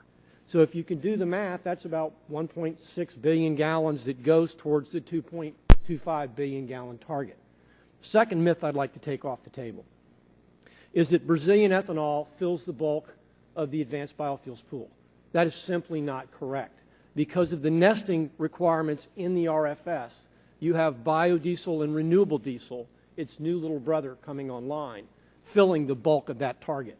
And just so the members understand the difference, renewable diesel is a pure hydrocarbon that hits the same exact ASTM spec as if you made it from a barrel of oil. That is what we flew the F-18s on.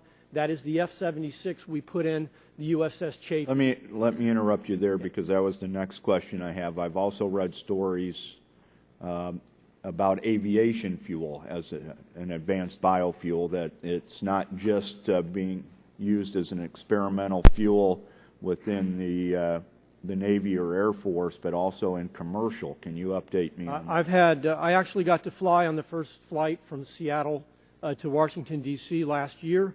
The first flight in the United States was a United flight from Houston to Chicago. One of my members has flown over 1,100 flights in Europe on a renewable jet fuel.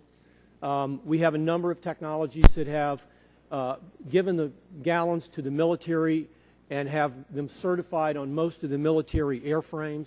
And then we have the hope of alcohol to jet, which is now moving through the process.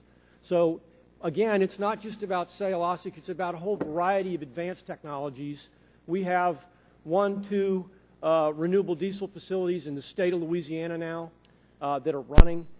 We have several other smaller. Well, if you could submit the rest for the record, I would Sure, I'd be delighted to appreciate do that. So that with my last minute 20, I want to ask, starting with Jack going to my right, I've been a supporter of biofuels, not just because I'm from the Cornhusker state and that's economically important to Nebraska, but been a rabid supporter of a variety of fuels to offset imports. So, Mr. Gerard, Jack, if you could start, do we need diversity in our fuel portfolio? Diversity is always good, as I mentioned to Mr. Rush. I would say what's happening today, of course, is we're providing more and more domestically, which is getting us off the foreign import question. Yes, diversity is always good. Okay, sorry. Yes, Congressman, it's critically important, and thank you for your leadership on this issue over the past several years. Diversity is always good as long as it has a positive impact on the consumer, including costs. I practice it in my 401 every day. Yes, absolutely. Yield back my 5 seconds. Gentleman's time has expired. This time, I recognize the gentlelady from California, Ms. Capps, for 5 minutes. Thank you, Mr. Chairman, for holding this hearing, and I appreciate the witnesses' testimony today. We all have a range of perspectives on RFS, but I hope we can agree on the importance of the policy's primary goal, to develop a cleaner, more sustainable fuel supply. Developing a reliable, renewable fuels will reduce our dependence on oil, much of it foreign, strengthen national security, and create quality local jobs. There are a variety of federal policies to help us move in that direction. Some are direct investments like tax incentives and research funding, and some, like the RFS, set public policy goals for private industry to work toward. I think both approaches play an important role in fostering growth of renewable fuels, but the RFS in particular is vital to creating some stability in an otherwise uncertain and volatile marketplace. As we know, some are calling for the complete repeal of RFS due to concerns about the ethanol blend wall. I agree there are some issues with RFS that do need to be addressed, but a complete repeal would have far-reaching negative impacts go far beyond the blend wall. So I'm going to ask Dr. Martin a couple of questions. You point out in your testimony that repealing RFS would lock in the status quo by more or less ending the development of advanced cellulosic biofuels. Can you elaborate on this? How would repealing the RFS impact our ability to develop viable new advanced fuel resources? Yes, thank you very much. I think it's been mentioned several times that the investment in the next generation of biofuels are, really does rest on understanding what the goals of the fuel policy are and the objectives that we're trying to meet. The RFS sets those goals, and the companies have made investments and are starting to produce fuel. I think something that sometimes gets lost in the sense of, how much progress have we made, isn't this a failure already, is that we have moved from laboratories to commercial production, and we've done that in a relatively short amount of time, but the fuel industry is enormous, and so the amount of time to go from one commercial facility to 16 billion gallons is of necessity, will take some time. Thank you. To continue, a key part of the RFS process is evaluating the total reductions in life cycle greenhouse gas emissions for a given biofuel. In your testimony, you also state that and this is a quote from your testimony, the implementation of the RFS to date has had at best a limited positive impact on greenhouse gas emissions. Can you explain why this is the case and how increasing the use of cellulosic biofuels would impact this assessment? Right, absolutely. We're very much looking to the RFS as a policy to reduce the greenhouse gas emissions from the transportation sector and from fuels.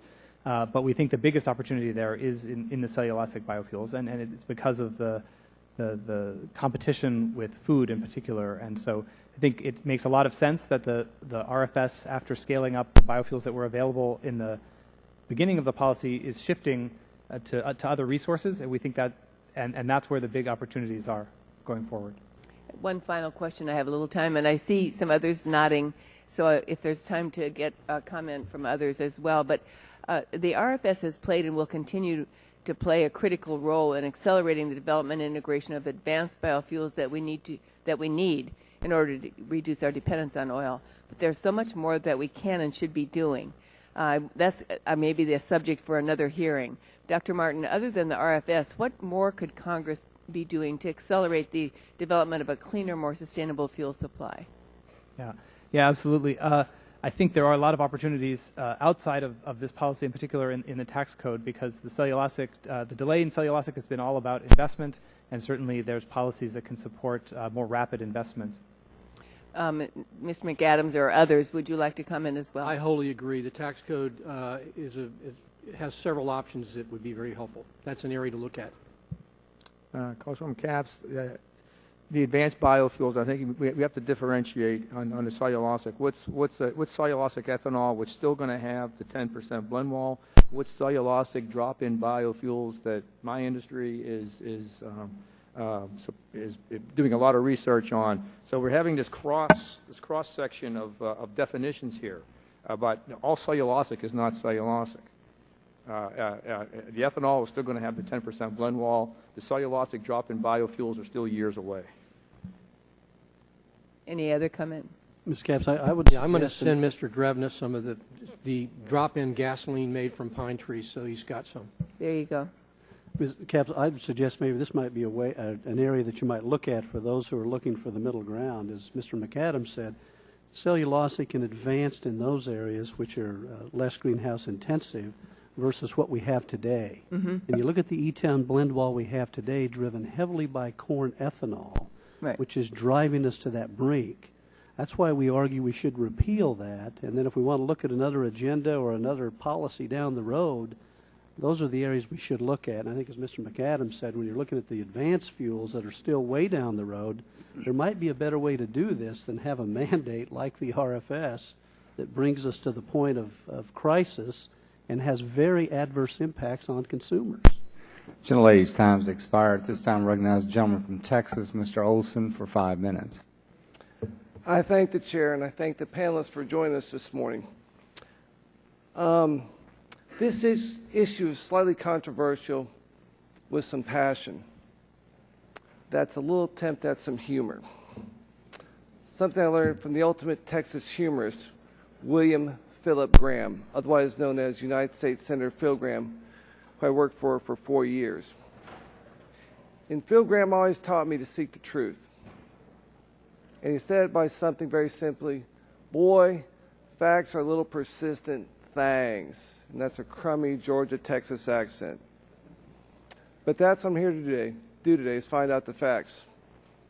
And here are the facts that I took away from the discussions at last month's hearing before this committee. The RFS was designed for U.S. energy future that no longer exists, that of peak oil and increasing gas demand. The mandate will be met this year by using most of the older excess credits in the system. Future years, if unchanged, will be much more difficult. Compliance costs are spiking, especially for small refiners who don't blend fuels and generate their own credits. And the RFS is helping increase corn prices, and that hits consumers back home at Kroger, at Safeway, at H-E-B, and yes, at Wendy's and even Whataburger. With all due respect to some of the panelists who said that there's not an impact on food prices, RFS doesn't have that impact, Wendy's came into my office a month ago wanting to talk about federal issues. You think they want to talk about Obamacare, increasing taxes, all sorts of things? No. They want to talk about RFS, corn-based ethanol, and how it's increasing their cost of doing business. And I want to have a disclaimer, too. I am not opposed to corn farmers or ethanol. I've gotten blisters on my hands throwing a hoe in my uncle's farm there in south central Wisconsin, cutting down the weeds in his cornfields. So I know how important corn is to that part of the country. I do have some questions. I want to dig deeper on the RINs issue. So I have some questions for Mr. Gerard and Mr. Drebna on its impact on small refineries. Large refineries, as you know, are able to generate many of their own RINs. However, many small refineries lack the distribution network and blending operations to do that. Can you please explain what this has meant for small refiners as RINs prices rise? Well, thank you. Go ahead. Okay, I'm sorry. First of all, thank you, Congressman Olson. But I think that the issue just it transcends all refineries, whether you're large or small, because not all refiners blend. Not all refiners own blending facilities. Most do not. But it's a great question, because in response to your question, I can also comment on Mr. Shimkus's thought about not wanting to take away investment and have people suffer in the marketplace. Back in when the RIN prices first skyrocketed, when the market saw that there weren't be enough RINs either for 2013 or 2014, they shot up at that time to a modest 60 cents. The refiners, the independent refiners, lost $2.5 million of market capitalization in one day. So that is what this RIN thing has done. And that's over and above them having to pay for the cost. Last week, Bill Klesse, chairman and CEO of Valero, testified on the Senate side that Valero, a very large independent refinery, is going to be spending between $500 to $700 million on RINs. And oh, by the way, they are the third largest ethanol producer in the country. They produce more ethanol than 97% of Bob Dineen's members. So that's the reality. This is a market skewing, economically disastrous kind of policy that needs to be addressed. Mr. Gerard? Mr. Olson, the impact on whether they're small or large is fundamentally the same. Let me bring us back to the focus. The real culprit here is the E10 blend wall. As Charlie and others have mentioned, for many years, those RINs were in the 2 to 3 cent range, and it wasn't a concern. What's happened is the market are seeing the mandate under the Renewable Fuel Standard and say, we're going to force you or mandate you through to essentially where we have options to either create an unsafe fuel that the auto manufacturers say, we're not going to warranty our cars if you do that, or go to fuels like E85 where consumers are already telling us they don't want to buy the fuel. Why? Because it has less energy content in it. There's about 1/3 less energy in a gallon of ethanol than there is in a gallon of gas. So when you look at the price differentials, the cost of pure ethanol has always been higher than a gallon of gasoline. Consumers are figuring this out. That's why even with flex fuel vehicles, they're not buying E85 even though it's available. Minnesota's a good example. They've actually increased the number of filling stations in Minnesota, and the demand for E85 is going down. Consumers understand it's all about energy. It's what you have to pay for to get from point A to point B. Gentleman's time has expired. Yeah, I'm sorry, Mr. Dean. Time I submit an answer. I thought the search for the truth would include both sides. Well, I mean, the chairman's got the gavel there, sir. This time, I recognize the gentlelady from Florida for Ms. Castor for 5 minutes. Well, thank you, Mr. Chairman, and thank you to all of the witnesses for your testimony today. I'm certainly open to some reform of the RFS, but there are some overriding issues that I think we have to keep in mind. In 2007, the Congress updated the RFS with the explicit purpose of reducing carbon pollution from the transportation sector. The Congress at that time was looking for different strategy among different sectors of the American economy. The Congress said here in the transportation sector we've got to reduce greenhouse gases being generated in this sector, and also to help Americans across the country avoid the impending high costs that are being brought about by climate change. So the two primary ways in which the RFS aims to deliver these reductions are in the mandate for advanced biofuels, which must cut carbon pollution by at least 50% on a life cycle basis compared to petroleum fuels, and the mandate for cellulosic biofuels, which must cut carbon pollution by at least 60%. I know Congresswoman Capps was able to ask Dr. Martin about the greenhouse gases. Mr. McAdams, what role do you see? How is it going? Are we really achieving the targets that we have set?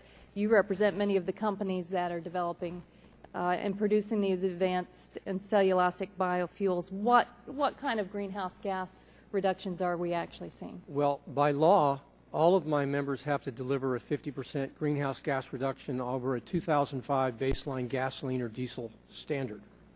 And we delivered 2.25 billion gallons last year. And when you think about that, and the rules of the RFS were not even implemented until July of 2010. I defy anybody to say to stand up an entire industry in less than 3 years is a pretty decent performance. And we're probably going to be at 2.75 billion this year or above, and over 3 next year. So we've done very well, and the diversity of technologies that are coming online, these are all new innovative technologies. This is unlike the oil industry, who has depreciated their refineries because they haven't built one in the last 40 years. My members have built 3 new refineries in the last 18 months. That's a heck of an accomplishment for America, and that diversifies our portfolio. So I'm proud of the progress we're making, and you'll see a lot more between now and 2016. Well, I do believe that replacing a significant quantity of petroleum with these low-carbon biofuels could result in climate change benefits and help. In the cost equation, you have to think about it on both sides. And coming from the state of Florida, I'm particularly sensitive to this because we're asking local taxpayers now to fund plans to address sea level rise, what's happening to our infrastructure along the coast, and unless we have some provable, evidence-based strategies going forward, we're just going to flail around and probably waste a lot more money. The development of cellulosic biofuels, however, hasn't been as quick as Congress wanted. We are impatient. Plus, corn is problematic. Is it raising food costs? Based upon what I'm hearing from folks back home, they certainly believe so, and they're providing evidence to back that up. Last year, however, we saw the first cellulosic gallons produced commercially in the U.S. The Energy Information Administration predicts that the sector will grow substantially in the coming years. Mr. McAdams, as I said, we're impatient. What else can we do? What else constructively in the RFS can we do to move this along? I know you talked about tax benefits, but this is the Energy and Commerce Committee and not Ways and Means. And if we're going to draft any legislation, what should it include? Well, one of the things I would encourage you to consider is the point that Dr. Martin talked to, which is from a performance-based standard. We have many companies that build a fuel now that exceed the 50% threshold. Yet under the RFS, it's a 55 mile per hour line, right? They don't get any extra credit for it. You could actually see companies that have facilities that are less than the 50% threshold that might be encouraged to make further upgrades like combined heat and power or switch their fuel sources to natural gas that would actually increase their GHG coefficient if they were to get something for it, which would encourage them to do that. That's not currently in the RFS.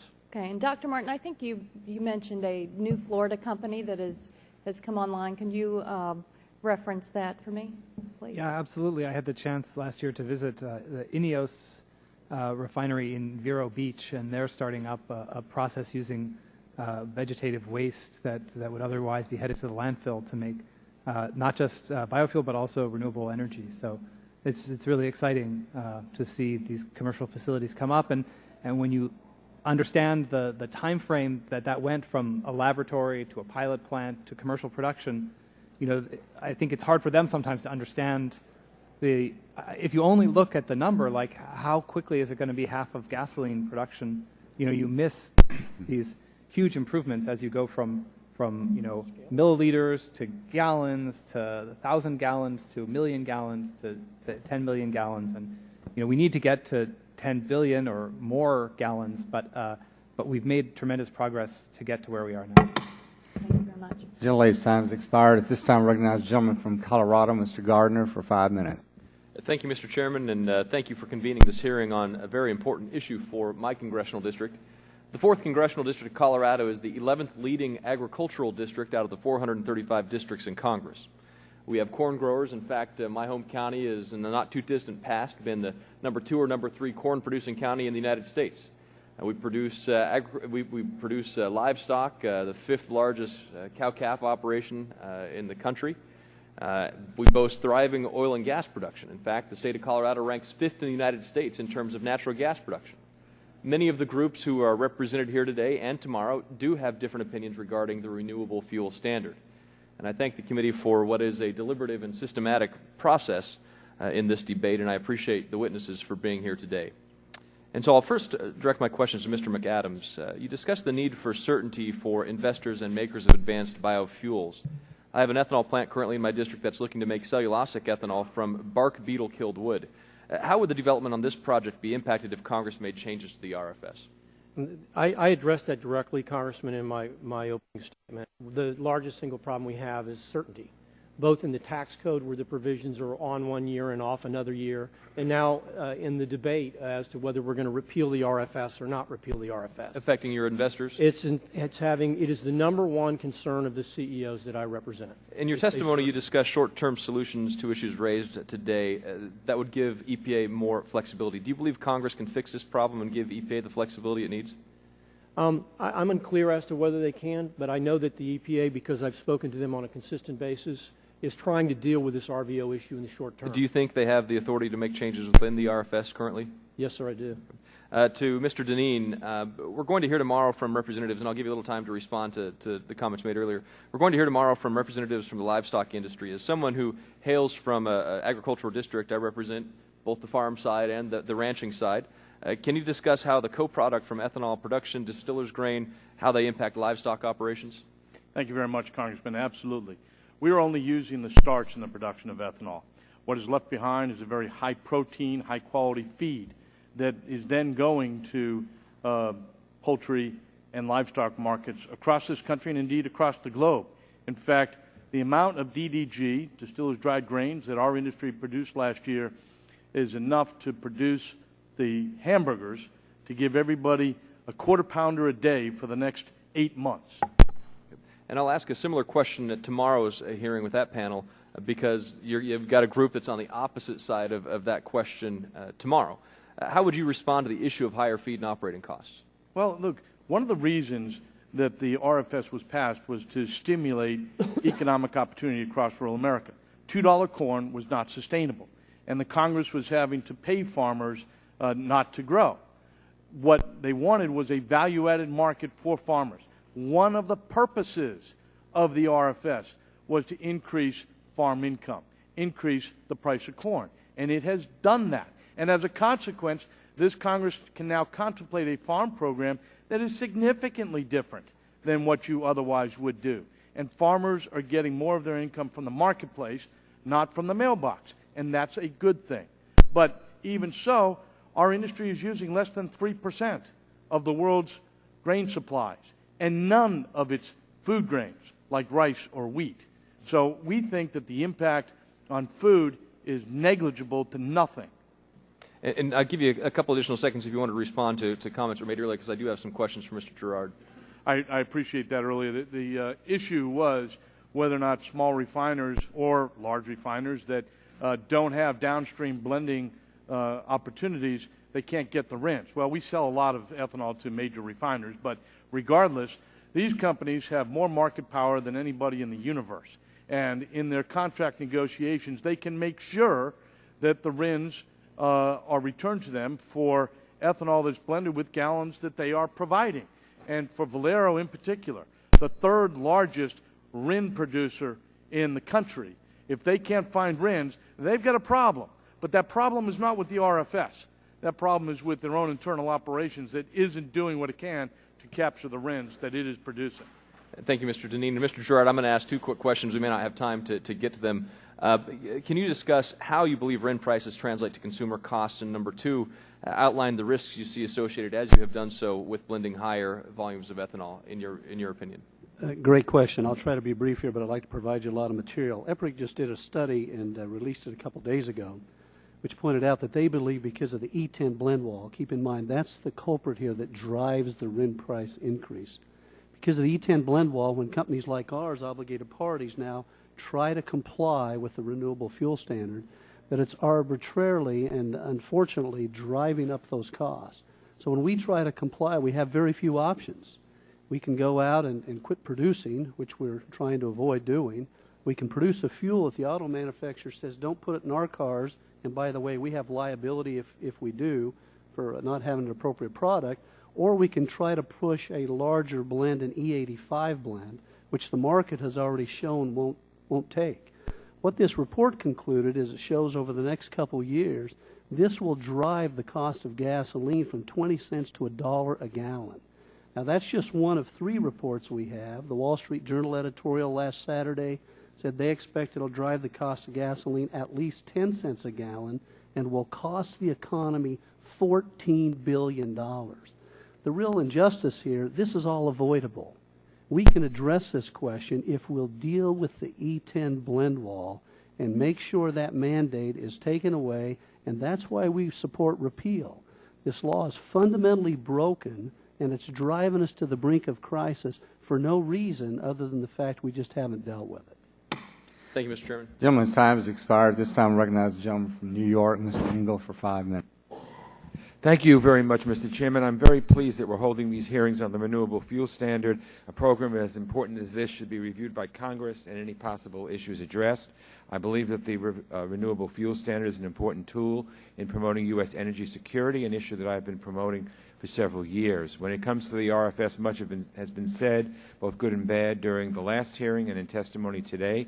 However, I believe it's important to remember that this program reduces our greenhouse emissions, reduces our dependence on foreign oil, and both of those are very important. I believe that the EPA has the authority to deal with issues discussed today, such as the so-called blend wall and the levels of advanced biofuels that are mandated. It's also important to remember that many of these new technologies are exactly new, so it is premature to judge their success or failure. There are things we can do to strengthen the RFS. I've recently introduced the Open Fuel Standard Act, which I believe is a complement to the RFS, with my colleague from Florida, Representative Ross Layton. This legislation would require auto manufacturers to build cars that can run on alternative fuels in addition to gasoline. It could include ethanol, methanol, natural gas, electricity, biodiesel, hydrogen, or some new technology. It would empower consumers to make a choice about what fuel is best for them. I urge this panel to take up the Open Fuel Standard Act. Let me ask Dr. Martin, in your statement you spoke about the motivation behind the expansion of the RFS, which was to cut U.S. oil consumption. I believe that the evidence shows it has moved the U.S. towards that goal. Could you speak to how adoption of the Open Fuels Act might help us toward furthering that goal? Certainly. I think reducing the use of oil is good for is good for the country. And I guess I've heard in today's discussion some comments that the predictions in 2007 were wrong, and so and because we're using less oil now than we were in 2007, I think it's important to note that that's a positive sign. That's good for the country.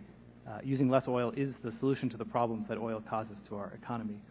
With respect to the Open Fuel Standard, I think we've had some discussions in the past with your staff, and we have some detailed concerns about the best way to provide incentives for vehicles that use more that use cleaner alternatives, and so I think we definitely support those goals, and I think our approach to cutting oil use is not just a biofuels approach, but relies on, as the Open Fuel Standard emphasizes, reducing oil use with better biofuels, but also with electric vehicles and a variety of technologies. And so, while we're happy to continue to work on details of the best way to implement that, I think is absolutely moving forward with oil-saving solutions across the economy is the right way to address the problems that oil causes. Thank you. I might also add that in the various appropriations bills, I have gotten amendments in those bills which would implement the President's executive order that in the federal fleet of cars that they would all be flex fuel cars. Let me ask you again, let me ask Mr. McAdams or Mr. Dean. Deneen, I'm sorry. Would either of you comment on how the increased ability of consumers to choose their fuel as they would with adoption of the OFS would affect the so-called blend wall? And can either of you address how more consumer demand of biofuels would help the industry grow more quickly? Well, let me just make one comment, and then I'll defer to Bob. A number of my members, in fact, a majority of my members, actually make a drop-in hydrocarbon molecule which doesn't need an open fuel standard. It can compete directly with the hydrocarbon fuels today. So I'll let Bob pick up the other piece. Thank you, Congressman. We do support the open fuel standard. We appreciate your leadership over the years on that issue. I will tell you that greater E85 sales is absolutely a way around the blend wall. The blend wall this year, as I justified to earlier, is less than 0.2% of the U.S. gasoline market.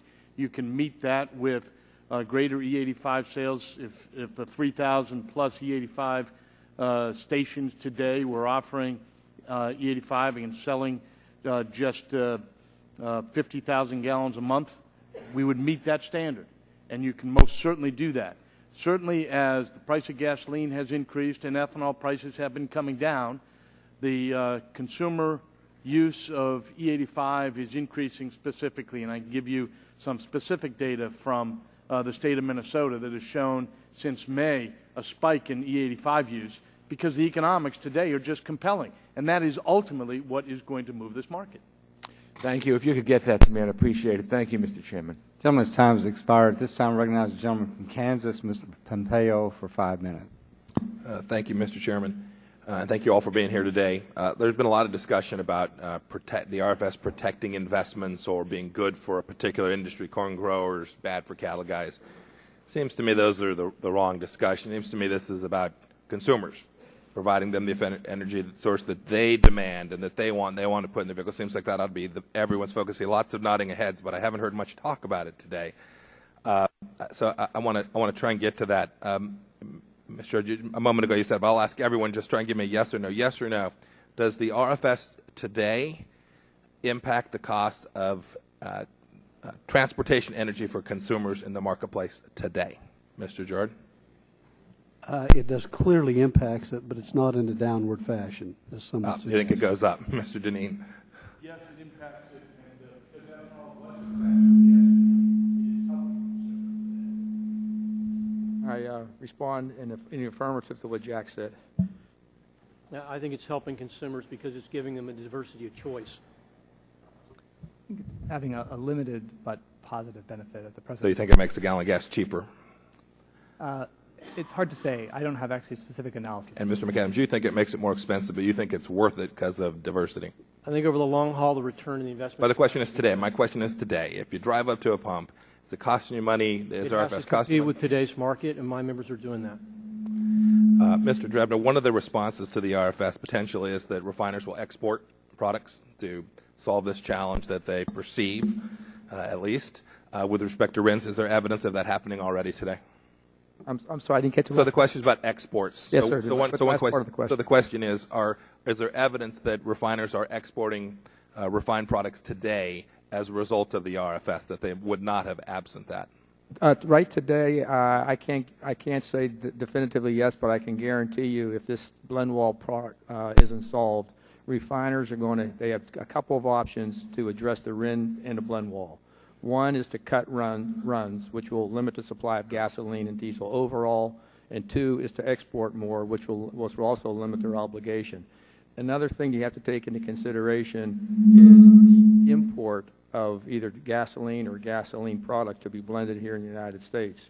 There is evidence that shipments of gasoline and gasoline components have made a U-turn to go somewhere else because of the high cost of those free RINs.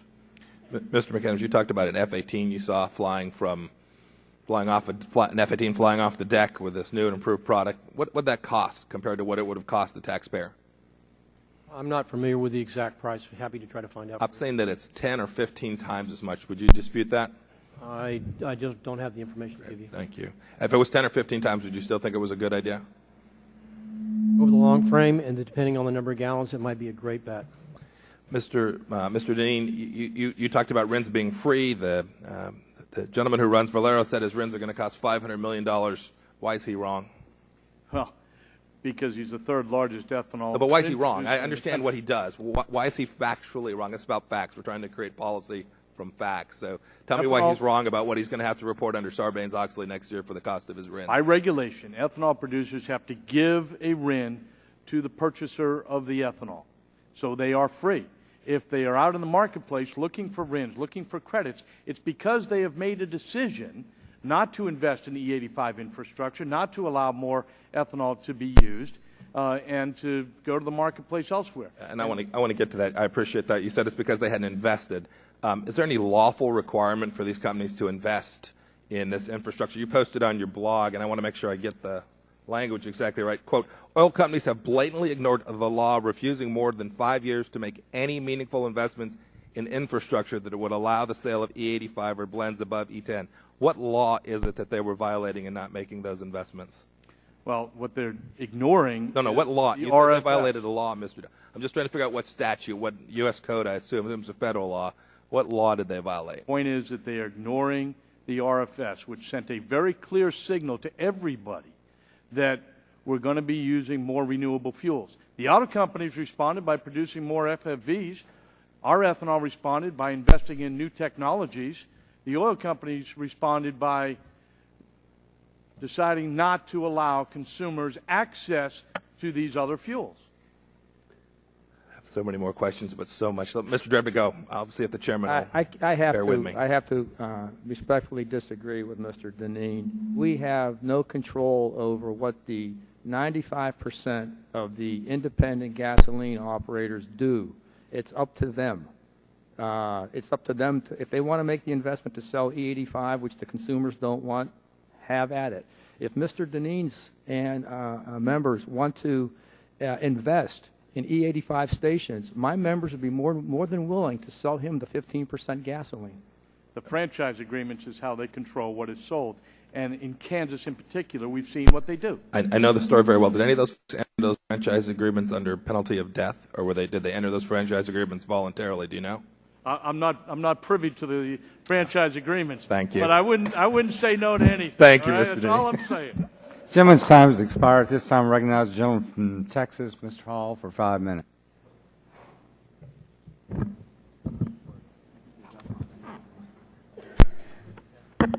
Yes. I knew when Barton turned it off on Shimkus it'd come back. Your suggestion that they instruct or inform and help us reform, Mr. Shimkus, probably one reason he whacked it off. I'm going to take a chance on asking some of the same questions that have been asked because just about everything's been covered. Mr. Drebner, in your talking points, I guess American Fuel and Petrochemical Manufacturers white paper, there was a good bit about the advanced biofuel shuffle. And I'm told there's no difference between corn ethanol and sugarcane ethanol for fuel blending. Shuffle occurs only because of the RFS advanced biofuel requirement. So let me maybe go to Mr. McAdams, if I might. And first I want to thank the chairman for the hearing because I haven't attended a more important hearing or a more divisive hearing or a hearing where men like you five could get together and really give us some good work if you could get together in the future. There ought to be some answer to this other than the Congress having to make an answer. And how to proceed with the RFS and the issues of the blend wall is very important to our energy future. I'm not sure what our best path is right now, but where all of you come in, hopefully by the end of this hearing we'll have a better idea how to move forward for the future. So, Mr. McAdams, the blend wall is probably the most pressing concern renewable fuel standards have now, and it's specifically an ethanol issue. But the RFS is designed to include advanced biofuels other than ethanol, including so-called, as some of you mentioned, the drop-in fuels that don't contribute to the blend wall and are in fact may be the solution to it. Mr. McAdams, are there currently any fuels being made that avoid the blend wall and take pressure off the use of ethanol? And are you concerned that unless the blend wall is addressed, it could sink the entire RFS, including the advanced biofuel provisions? Do you have that fear? Thank you, Chairman Hall. Let me first answer the question about the biofuels. Yes, there are a number of fuels that are drop-in biofuels that are currently being used in the D6 or the conventional pool. When you originally designed the RFS, I don't think most of the folks in the committee understood that other fuels could be compliant with the D6 pool, which was originally set up for the ethanol industry. With the advent of the rise in the RIN price for the D6 pool, we've seen a number of renewable diesel gasolines and some biodiesels actually come into the D6 pool.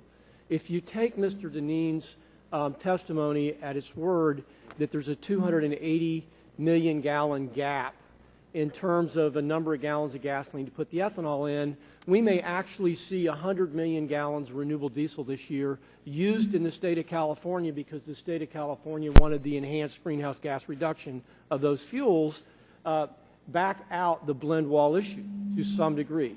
Now, I'm not suggesting to the committee it is the panacea moving forward as the size of the cellulosic number grows, but I do want everyone to be aware that there are a variety of flexible drop-in fuels that are now helping take the pressure off the blend wall.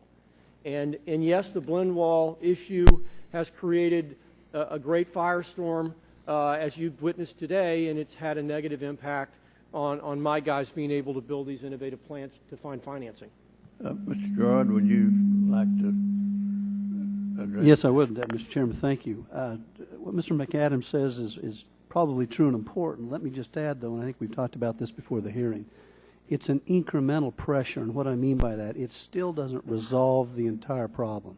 Keep in mind the challenge we have with the blend wall today is only for this year. Next year, the volume goes up. The following year, the volume goes up yet again. And so this continues to escalate into the future. So while we're getting some incremental improvement in some biofuels and others, diesel, that's terrific. It's assisting, but none of it is sufficient to offset the pressure and the crisis we have in the blend wall. That's why we've got to come back and address the blend wall issue. And I thank you for that. Mr. Drebna, I wish you'd address the advanced biofuel shuffle, the import of sugarcane ethanol from Brazil, and the exporting of corn ethanol from the U.S. to Brazil. What's happening? What ought to be done to fix this? And let me just say this, because I think my time's probably almost gone. I know most of you there that have invested and have built companies and are relying on a reasonable, well thought out answer to this problem. You might feel like the button people felt when the zipper guy came along. But for your knowledge, the button companies are still going and the zipper companies are all going together. So we need to work something that's satisfactory to all five of the folks you all represent there. That's a big job, and I'll yield back my time. I don't have any more time. The gentleman yields back balance this time. At this time, recognize the gentleman from Louisiana, Dr. Cassidy, for 5 minutes. Thank you. One of the advantages of going last is that you get to hear your colleagues and get a sense of where they're going. Some of you I know would like to totally repeal the RFS, but if Mr. Hall from Texas is saying that the buttons and the zippers are going to list, I'm a little bit of a vote counter, and I don't think that there's, frankly, votes to repeal it. This is not, because I've been kind of sounding my colleagues as they walked out to get their sense of it. Now, Mr. Gerard, you just suggested that not committing you to searching for, I'm a practical guy. And so if we got to come up with something that's going to keep the most deleterious effect of this from happening, and if even Mr. Hall from Texas is going to say that we have to learn to coexist, then I'm going to kind of accept his lead and ask you guys if there is something that we could do to at least ameliorate the negative effects. I gather we would start with the blend wall, keep it from escalating. Can I just go down the line and ask each of you if you can concede that there would be something that we could work on? What would that be? Well, clearly the blend wall is the crisis right now. I would suggest, Mr. Cassidy, the first thing we've got to do is define what we're trying to accomplish. So what I mean by that, I hear conversations about greenhouse gases, I hear import reliance, I hear a variety of other things involved. I think we need to define it because fundamentally today the market is very different than it was in 2000. I accept that. And as I've We need listened to everybody and read your testimony, it seems like the major concern that will keep all those guys voting against repeal would be greenhouse gases. Now, I gather there is a confusion of experts on that. There just is. But also gather that for some folks it is something which is going to be accepted as Holy Scripture, and they are not agnostic. Well, if you look at the panel today, and there might be a distinction. I'm sorry? I say if you look at the panel today, there might be a distinction between Mr. Deneen and Mr. McAdams, because the National Academy of Sciences concluded that the corn-based ethanol I accept is that. not I'm a healthy. practical guy, and they're going to believe it no matter what. Okay? And there's going to be some others for some other reason decide that they want to stay with the renewable fuel standard. I'm not arguing either side. I'm just telling you what I've observed. So will we start with the blend wall, perhaps prevent the escalating sort of demands of it? Is there anything else that you would suggest, Mr. Jordan? Well, I think we need to do that first, and then again, I'd suggest we go back and look at the foundation fundamentals. What are we trying to do? So walk down the aisle. Congressman, as I indicated before, I will acknowledge that there are issues that need to be addressed, but I do believe strongly that EPA has the authority to address some of those issues.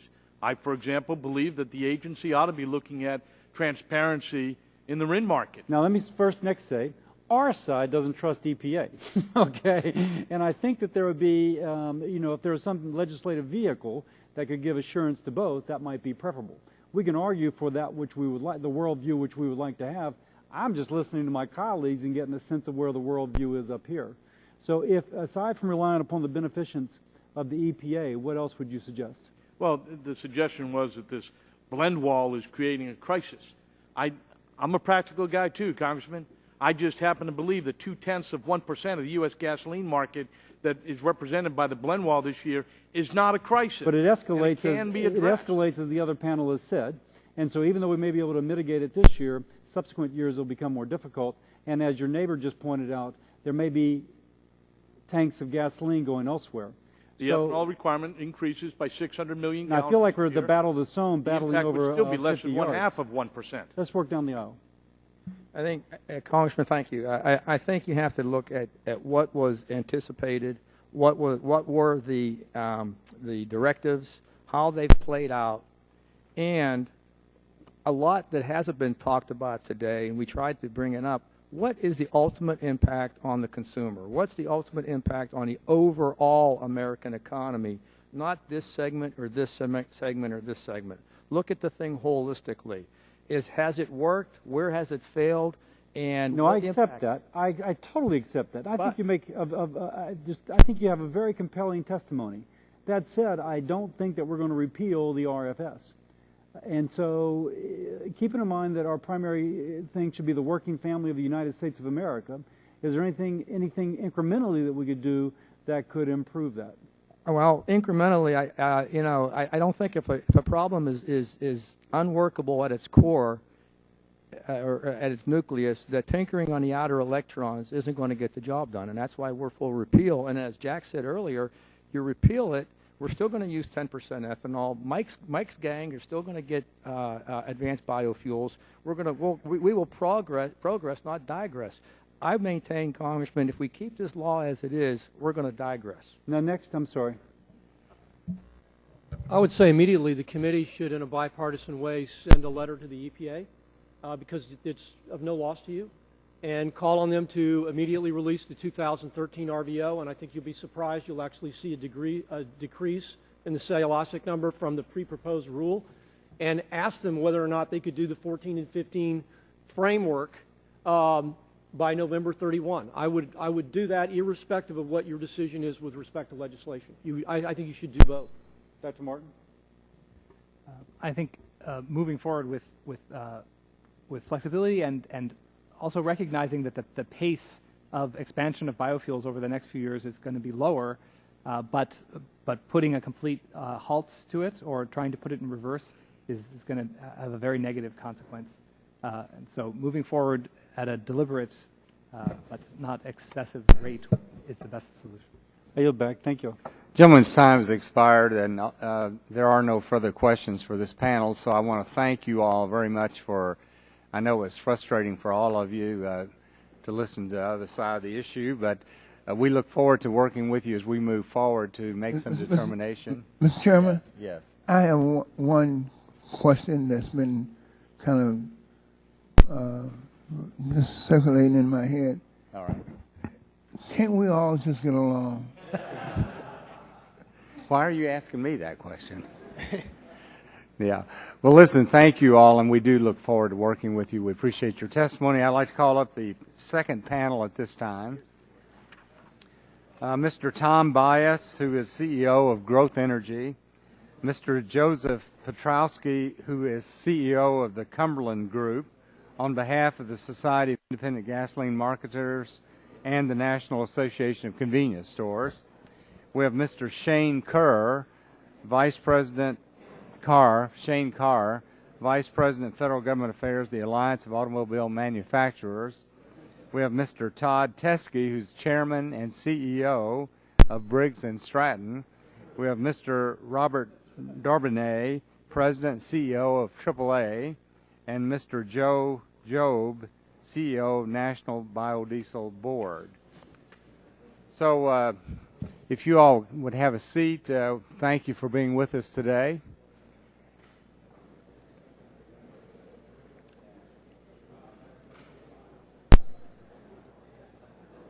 What? You mean before we get to this panel? No. Okay.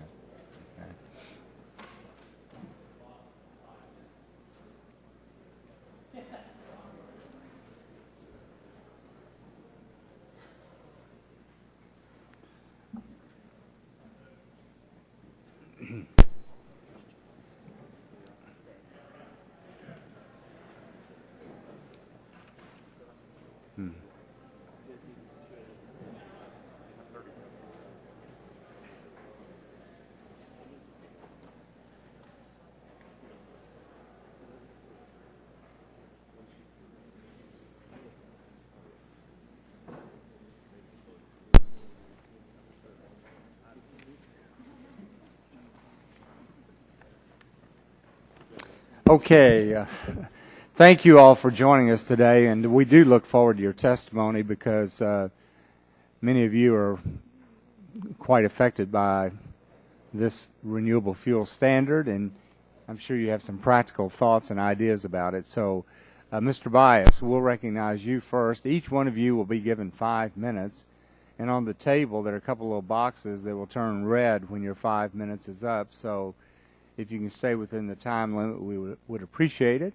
We do have your testimony, though. So, Mr. Bias, you're recognized for an opening statement, 5 minutes.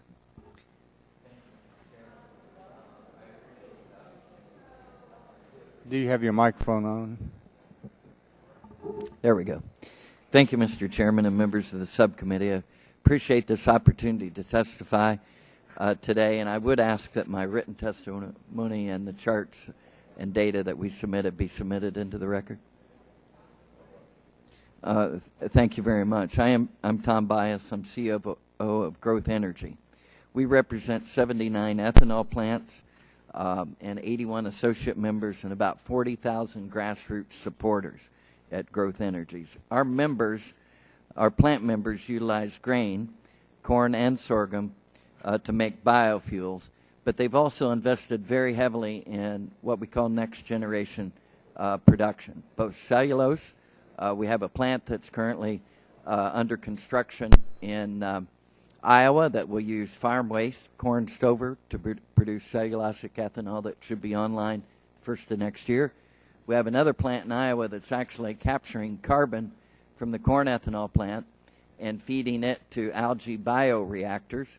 That is about a 20-acre bioreactor process that can be seen there, and we have others that have invested into using woody biomass. So the first generation of ethanol producers, which we primarily represent, are all invested in next generation, both to meet the greenhouse gas emissions targets and the targets of the RFS. The RFS, in our opinion, is an overwhelming success. You know, it's injected much-needed competition and consumer choice into the fuel markets. We're only a little over 5 years since the passage of that law, and only 3 years since the rules were finalized. And already we're producing 10% of our nation's gasoline supply. It's lowered the price at the pump. It's created American jobs. It's revitalized rural America, including farm income. It's improved the environment and made our nation more energy independent. Some want to see this policy fail, as we've heard today and elsewhere. But keep in mind, not only are we producing 10% today in a very short period of time because of the RFS, but we can do more in the future. With oil approaching $110 a barrel and gasoline nearing $4 a gallon, does anyone believe we don't need a less expensive, competitive alternative to oil? That was one of the purposes of the RFS originally. We have that competitive product today. And despite what some on the first panel said, ethanol is the cheapest fuel in the world. We are 67 cents a gallon cheaper than clear gasoline. And even when they challenge or come back with the BTU unit, they're not counting the value of octane in the refining of that fuel. Our efficiency keeps improving. Energy use, water use keep declining, while yield and productivity is increasing from every pound of feedstock we use. Despite this data, some are trying to blame biofuels for driving up gas prices. It's just another scare tactic to try to eliminate what I consider the best energy law that passed by Congress in the last 40 years. RIN prices are not the cause of higher gas prices. There's 2.6 billion surplus RINs that can be used in the marketplace for this year. We're going to produce about 13 billion gallons of ethanol and biofuels. Last year, in the same situation with a short crop and a short production, RIN prices were 2 or 3 cents a gallon, and we still had high gasoline prices. So all this doesn't square. But the real cause of higher gasoline prices and RIN prices is self-inflicted by the obligated parties who refuse to blend higher levels of ethanol.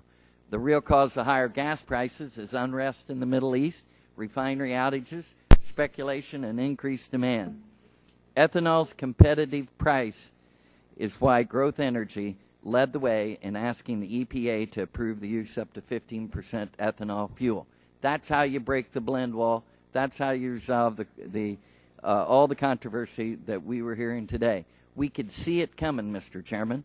One of the reasons to go into E15 is even with the rosy scenario laid out in 2007 on fuel consumption, we were going to have to go to higher blends.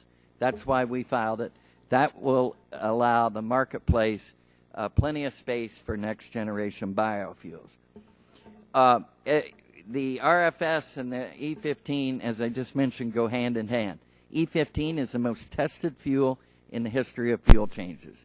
DOE performed a comprehensive test using 86 different vehicles, a total of 6 million miles. They found no harm to emissions equipment and no issues with engine durability, the 2 requirements for granting a waiver under the Energy Independent Security Act. By contrast, the CRC study that gets mentioned by our critics only tested 8 vehicles, 2 of which had known engine issues.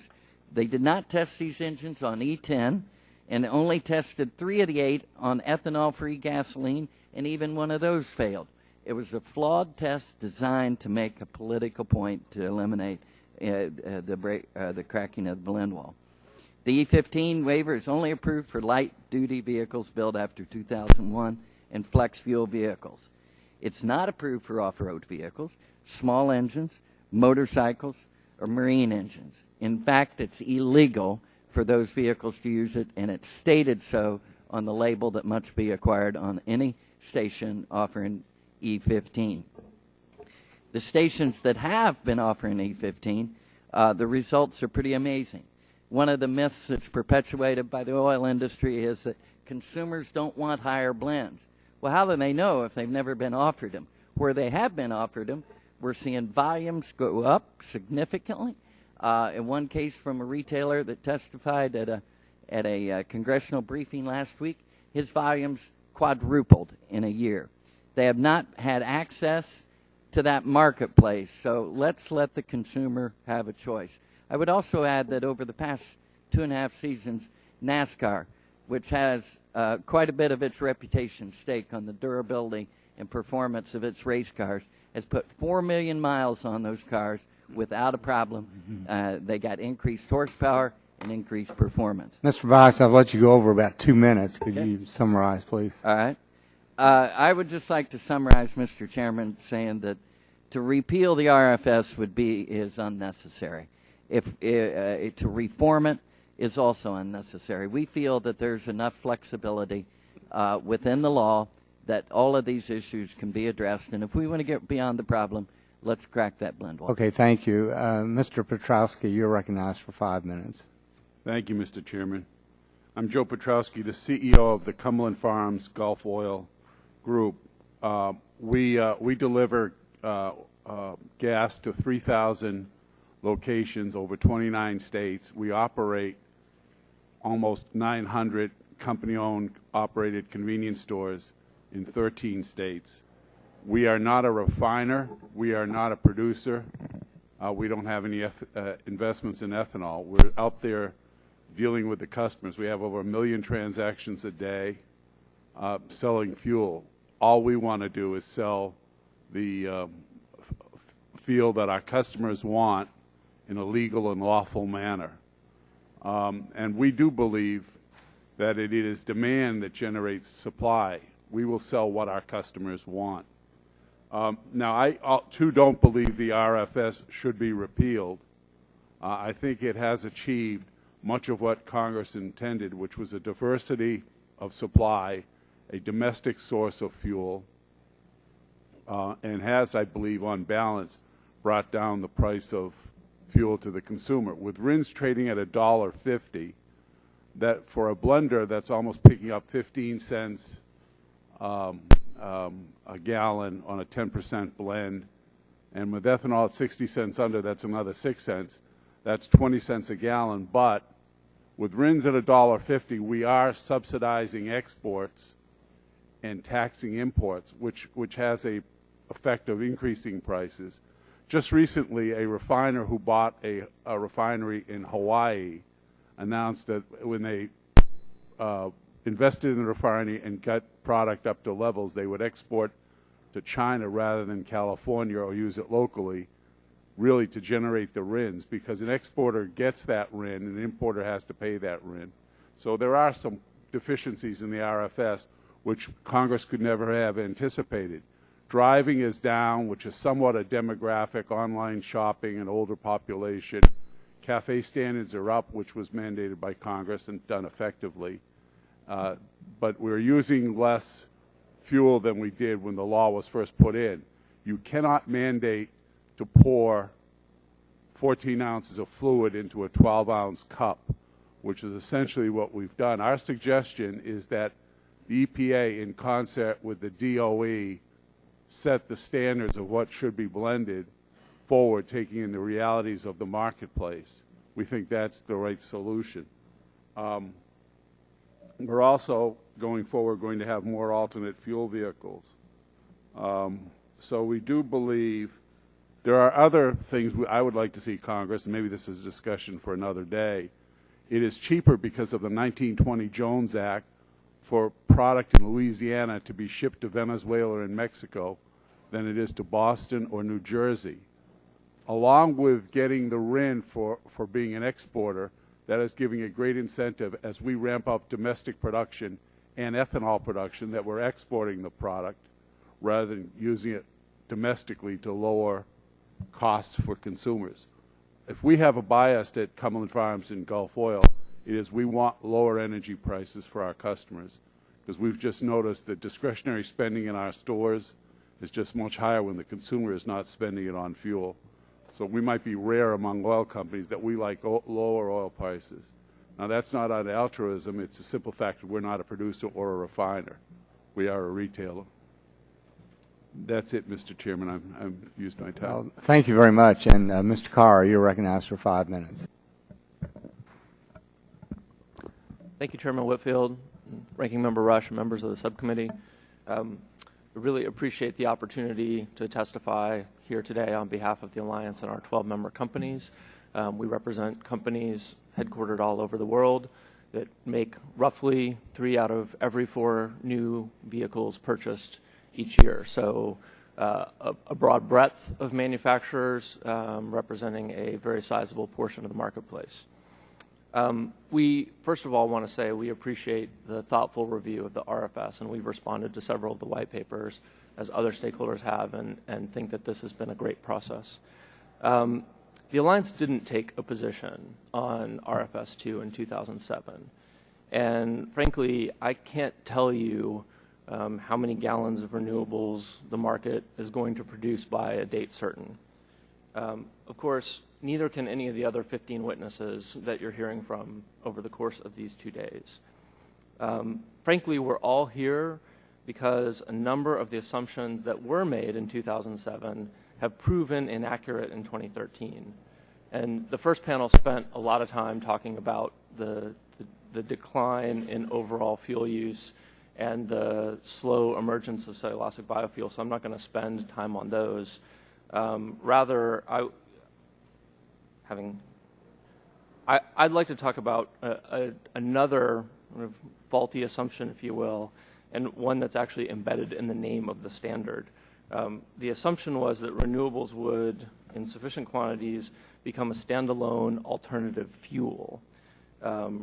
And it kind of went like this. Renewable producers would make billions of gallons, and auto companies would make FFVs capable of running on fuel that was composed of 85% renewables, and be sort of done and done.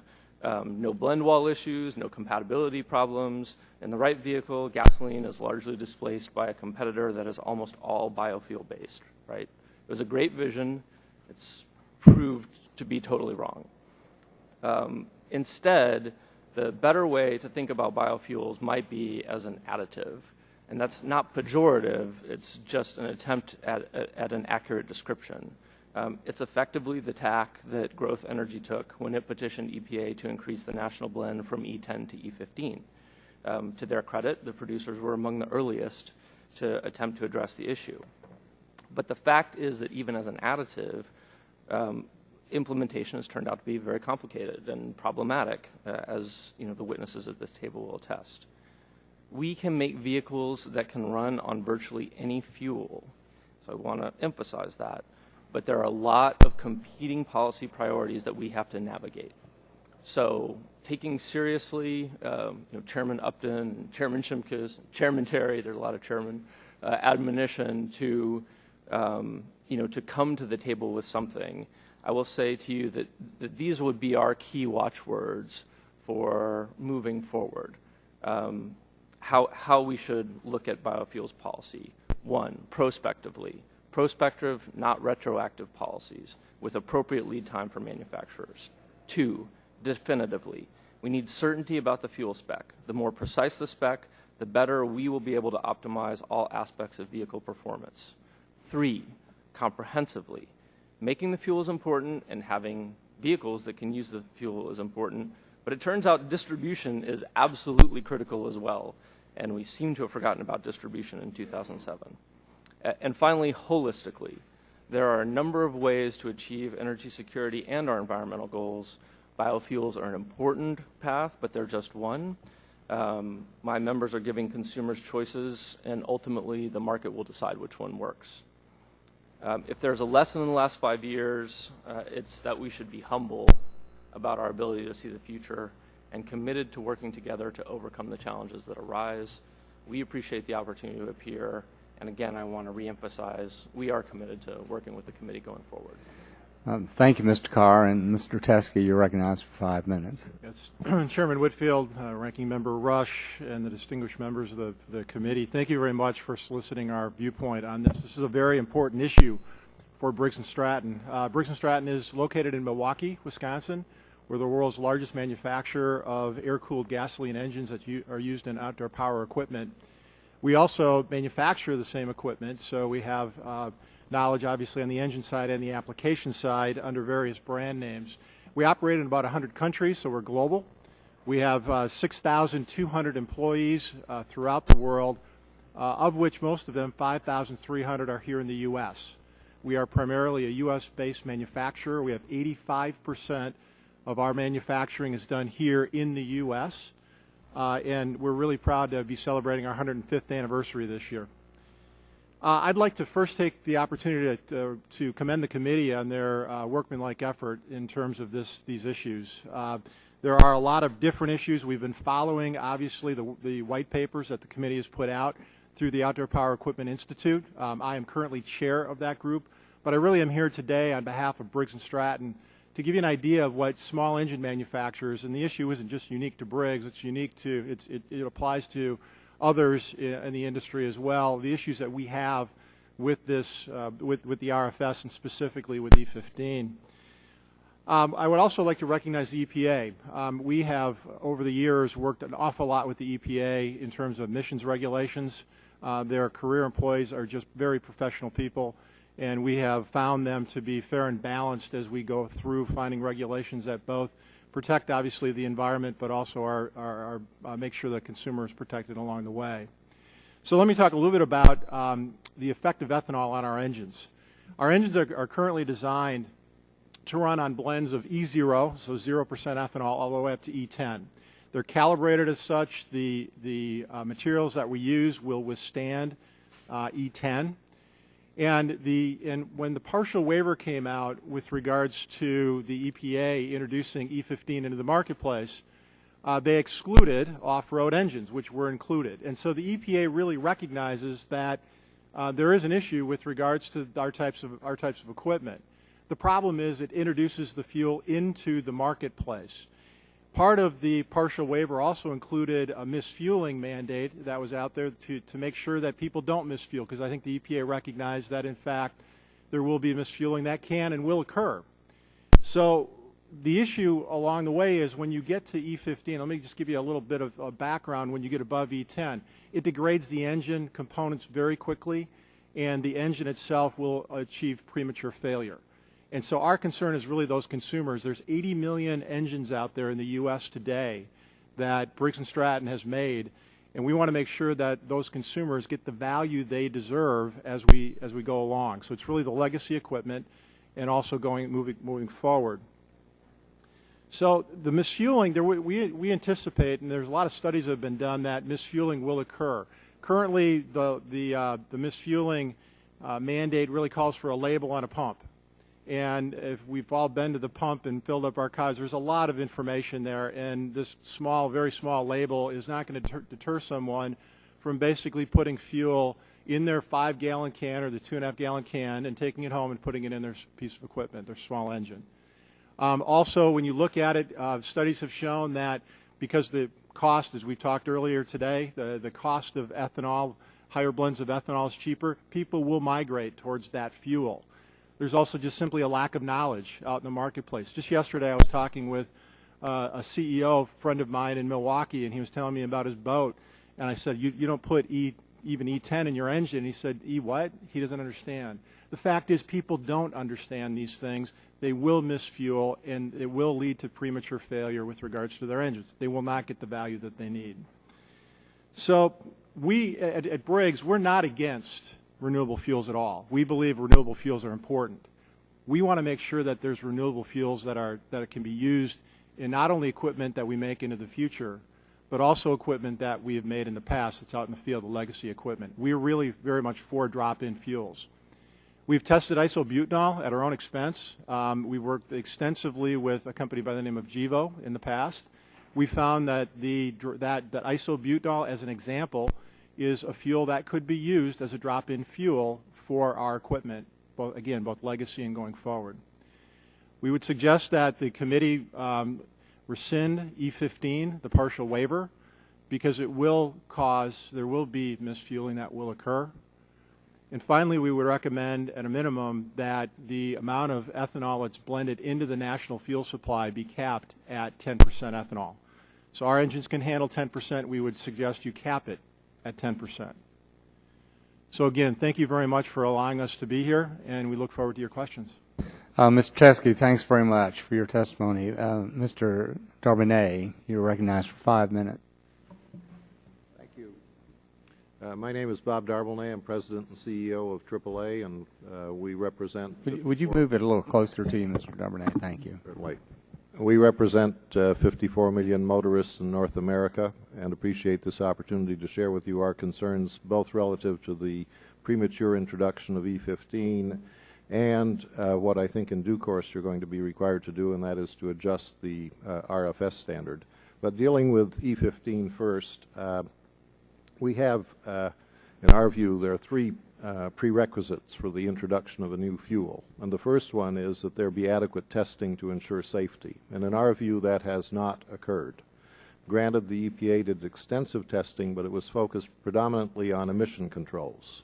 Industry testing, however, revealed real concerns, some of which have already been mentioned, relative to premature engine wear and fuel pump failures. For that matter, even the Renewable Fuels Association, which is a great advocate for ethanol, advises retailers to beware of the damage to their underground fuel systems that can be caused by E15. So if it's not safe for their tanks, it makes us wonder why it would be safe for our members' tanks. The second requirement is that there be coordination between regulators, fuel retailers, and auto manufacturers. In our view, that has not occurred either. A number of the retailers are opposed to the sale of E15, and virtually all the significant auto manufacturers in this country have advised that E15 is incompatible with 95% of the vehicles that are on America's roads today. And then the third requirement is that there be outreach to consumers to mitigate the risk of misfueling, and that has not occurred either. We did some polling recently that indicated, much to the point that Mr. Teskey made, 95% of Americans don't know what E15 is, let alone whether they ought to put it in their vehicle. And the EPA ceded to pressures to tone down that very small label that is required on pumps, such that it reads attention rather than warning, which might have been the more advisable term, albeit, as noted, it's unlikely that that small label by about 3 inches by 3 inches is going to be detected in all the other messages that are on today's pumps. If you pump your own gas, you know what I'm referring to. But let me be clear, AAA is not opposed to the use of ethanol for automobiles. E15 is compatible with most vehicles, and it would allow for the reduction of our dependency on fossil fuel and offer motorists a choice as to what they purchase. So we're not opposed to ethanol. We're comfortable with E10, but we're certainly opposed to E15 under the current circumstances. Allowing it to continue to be sold is irresponsible, and in our view it should cease until adequate testing allows for the regulators, the retailers, and the people who manufacture the cars to reconcile their views, agree on which vehicles it can safely be used for, and adequately inform consumers. Now, as to the issue which I know you're quite interested in, which is what to do with the RFS, for the moment we are not calling on you to revoke or even modify the RFS requirement. We do believe that you are going to find yourselves confronted with the obligation to make some adjustment, and we certainly believe that it should be adjusted if we find ourselves in a situation where the only way to achieve it is to allow the continued sale of E15. If that were the only way to meet the requirement for 2014, it would definitely need to be adjusted, and I commend you for addressing this issue before it becomes much larger than it already is. Thank you very much. Thank you. Mr. Job, you're recognized for 5 minutes. And turn your microphone on. There it is. Thank you, Chairman Whitfield, Ranking Member Rush, members of the committee. Good to see you again. I want to thank you for the opportunity to come and testify on behalf of the U.S. biodiesel industry. My name is Joe Job. I'm the CEO of the National Biodiesel Board, and I hope to leave you today with two important messages. First, under the RFS, the advanced biofuel and the biomass-based diesel categories programs are working. And second, with the help of the RFS, biodiesel is reducing consumer prices at the pump. As a brief background, biodiesel is a renewable, low-carbon diesel alternative made from an increasingly diverse mix of resources, including agricultural oils, recycled cooking oil, and animal fats.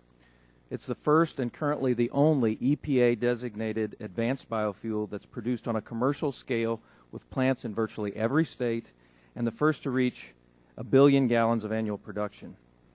NBB is the national trade association representing the biodiesel and renewable diesel industries. Our 200-plus member companies have produced the vast majority of the advanced biofuel pool under the RFS. And we're pleased to be welcoming a new 137 million gallon renewable diesel member located in St. Charles, Louisiana. Our industry has exceeded the biomass-based diesel category in every single year of the program, and we're on track to do so again this year. This is a tremendous success story. It's created over 50,000 jobs, it's diversifying and actually improving the domestic fuel supply, and it's reducing pollution. A few positive things about biodiesel to point out. Our industry has added decentralized, renewable refining capacity. It's diversifying the transportation fuel supply, which will ultimately help stabilize prices to the consumer. It's actually improving the quality of the nation's diesel fuel supply. Biodiesel blends have premium diesel characteristics. It's an oxygenated fuel, has high cetane, high lubricity, zero sulfur, and there's no fuel economy or horsepower penalty. In fact, the diesel land speed record was set using B20. Biodiesel significantly reduces virtually all regulated emissions, including 57 to 86% carbon reductions. One of our main feedstocks is recycled cooking oil. It helps keep waste out of the sewer systems, landfills, waterways, and prevents costly infrastructure repairs. Another important feedstock is animal fats, which means biodiesel is giving livestock producers new markets for waste fats and oils, increasing the value of cattle by $10 a head, $1.25 for hogs, and 30 cents for poultry. Additionally, biodiesel is saving consumers money at the pump. With the help of the RFS, fuel distributors are purchasing wholesale biodiesel and offering it to consumers at a discount to diesel fuel. The mayor of Gadsden, Alabama, recently announced that his city is saving some $100,000 annually by using 20% biodiesel in his fleet. Additionally, Navy Secretary Ray Mabus stated in testimony in April that the Navy is saving an estimated 13 cents per gallon currently by using B20. Now, the biomass-based diesel category is structurally different than the other sections of the RFS. Primarily, there's no automatic mandate on the annual volume requirement. There's an EPA rulemaking each year to determine the appropriate volume for the following year. This is a robust and comprehensive process that's open to all stakeholders. Last year, that process resulted in a very conservative increase from 1 to 1.28 billion gallons, and we estimate that we're on track to exceed 1.5 billion gallons this year. Before I close, I want to discuss briefly the issue of fraudulent RINs. In 2010 and 2011, the biodiesel industry experienced a few cases of criminals generating and trading fraudulent RINs. Our industry took very aggressive measures, working closely with EPA and the petroleum industry to address the fraud head-on. We developed and deployed a robust and comprehensive RIN integrity program that has effectively addressed the problem. This was a private sector solution that we developed and deployed. 2 of the 3 cases of fraud were resolved in court, and 2 criminals are sitting in jail. The 3rd case is pending. We also worked with the EPA and the petroleum industry to put in place a new regulatory framework that defines quality assurance plans, which gives obligated parties the opportunity for an affirmative defense. With these measures in place, we're confident that the issue of RIN fraud for biodiesel has been effectively addressed. In conclusion, we believe that the RFS was the right policy when President Bush signed it in 2005 and again in 2007 with overwhelming bipartisan support, and it remains a sound policy today. My industry is fully committed to working diligently with this committee, with the EPA, our partners in petroleum, and anyone else willing to work with us to make the RFS an unqualified success. Thank you for inviting me to testify, and I look forward to answering your questions. Mr. Jobe, thank you, and thank all of you for your testimony. And I'll recognize myself for 5 minutes of questions. I think all of us have appreciated the additional capital investment that's gone in for ethanol and has gone in for biofuels and other technology so that we know that we can produce these fuels. And those people who are most concerned about climate change, they're very excited about it as well. And I'm really glad that Mr. Petrowski, Mr. Carr, Mr. Teske, Mr. Darbinet are testifying today. Not that I'm not pleased to hear from Mr. Job and Mr. Bias, because we hear from those people frequently. But the one group of people out in the country that really do not have a voice is the consumer. And frequently, we don't focus on the consumer because we know that the overall policy is supposed to be a good policy. Everyone's supposed to benefit from it.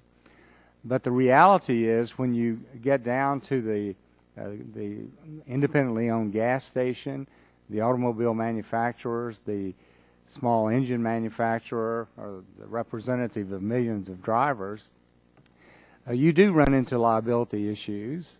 You do run into expenses for putting in the new equipment that's compatible with what the government is mandating.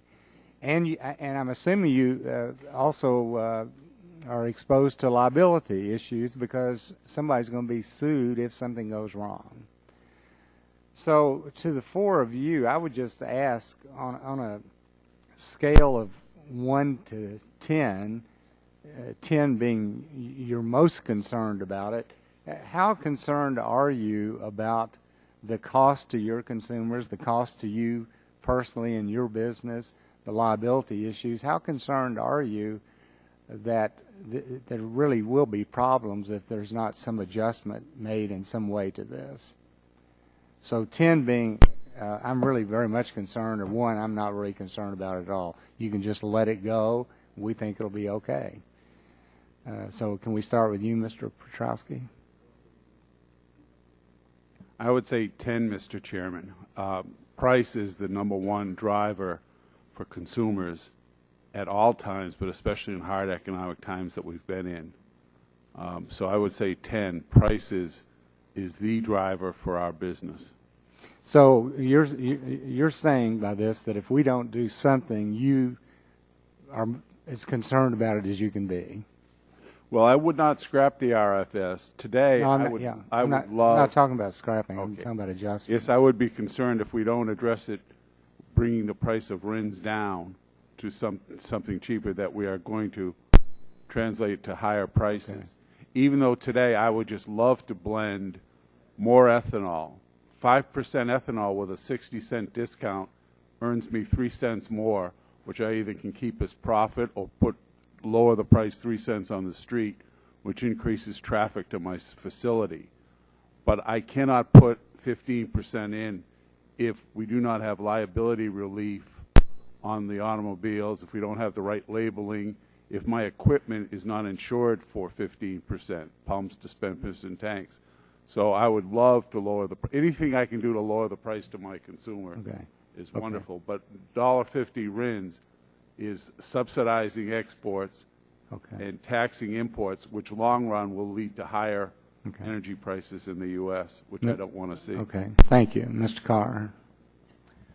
It's a little bit difficult to pick the right number, but I'm going to go with 8. I think, look, we have very serious concerns about the potential problems with E15 and the legacy fleet. Having said that, there are FFEs out there. Some of my companies are already certifying and warranting vehicles to E15. So, we're committed to, we are able to adjust, but we have these issues with the legacy fleet, and we need to think about how we transition going forward. Mr. Teske. 10, and I'd go higher if you'd let me. Okay.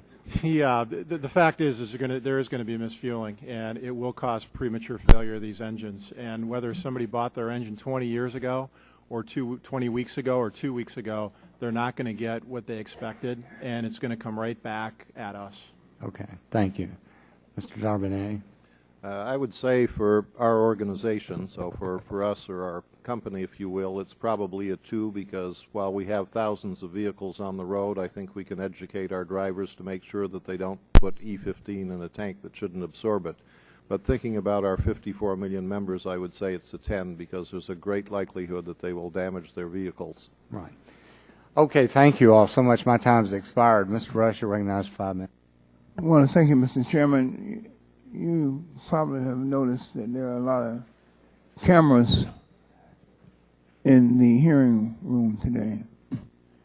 And there are many Americans who are at home today, and some of them are probably viewing this hearing. And they're hearing all the testimony and all the questions. And I'm sure that there's far too many of them are at home watching this because they're out of a job. And they have not heard any commentary on jobs and the impact of the RFS on jobs.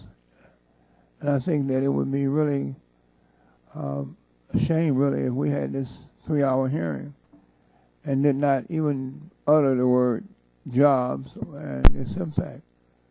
So I just want to ask each of you, if you would,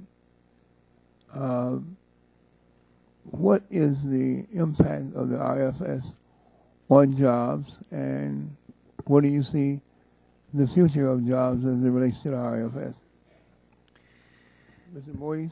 Thank you very much, Congressman Rush.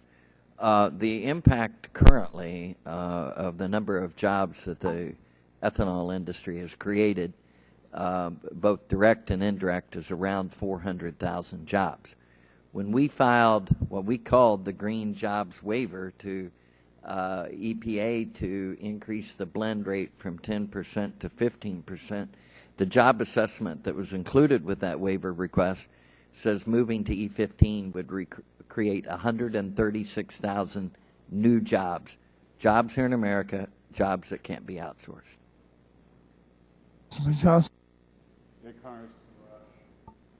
Congress, thank you, Congressman Rush. I feel very passionately about the solution to jobs is to lower overall energy prices in this country. And it's not about jobs in the ethanol industry or jobs laying pipe.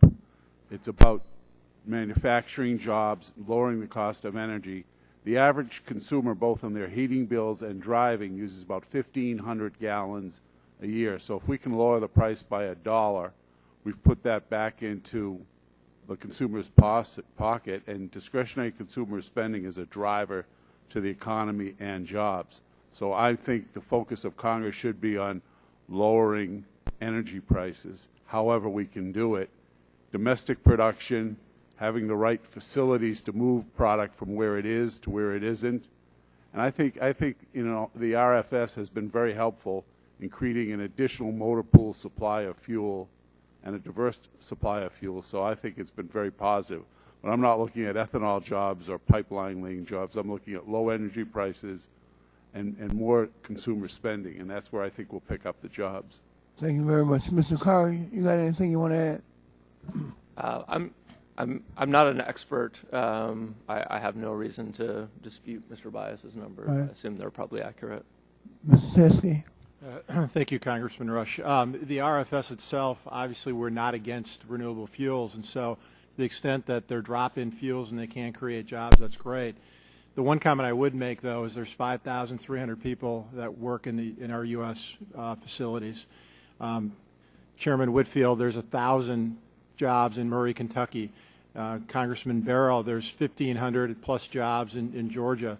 The fact is that if there are negative effects that result from E15 and we get blamed, those people are going to be hindered because it'll come right back at us and our brand will be impacted. And although there's not, I can't quote the kind of jobs that others on the panel can, the fact is those jobs are really important to those people, and those jobs are really important to those communities in which they operate. And so we want to make sure that we're not only protecting the consumers, but we're protecting our employees that are in our factories today. Mr. Domine? Thank you, Mr. Rush. We would agree that the domestic production of ethanol has increased the number of jobs in this country, which we dearly need and support. However, we're concerned that we should not be introducing a product which can be harmful to consumers for the purpose of increasing the number of employed individuals. So we support the positive results that have been achieved, but we're concerned about the further risk that we're putting the consumer at by not dealing with the E15 issue. Thank you. Thank you, Mr. Rush. Our industry, I'll speak for the advanced biofuel category. Our industry accounts for about 85 to 90% of the advanced biofuel category. And I've been very proud to be a part of what's going on in the biodiesel industry. We've added 50,000 direct jobs, and many of our members have said that they look for soldiers that are coming home from Iraq and Afghanistan, because these are guys that are experienced in using fuels and dealing with equipment, and that's kind of a success story there. But one thing that two quick things I want to point out is that it's not just about the direct jobs. In the last 6 or 7 years, our industry's built more than 200 plants. There's been a lot of investment, and that's been a lot of indirect jobs that's gone into that and building renewable refinery capacity. And it's all happened not at the expense of the petroleum industry. The petroleum industry, as you'll notice, is doing fine, and it's really just helping to diversify the transportation fuel supply, and that's really what the goal of the RFS is, because if we can diversify the transportation fuel supply, as you pointed out in the first panel, if we can make the transportation fuel supply look more like the power generation supply, make it more diverse, more domestically abundant, then we can really bring transportation fuel prices down. And as Mr. Petrowski said, that is going to have the biggest impact on the economy. Thank you.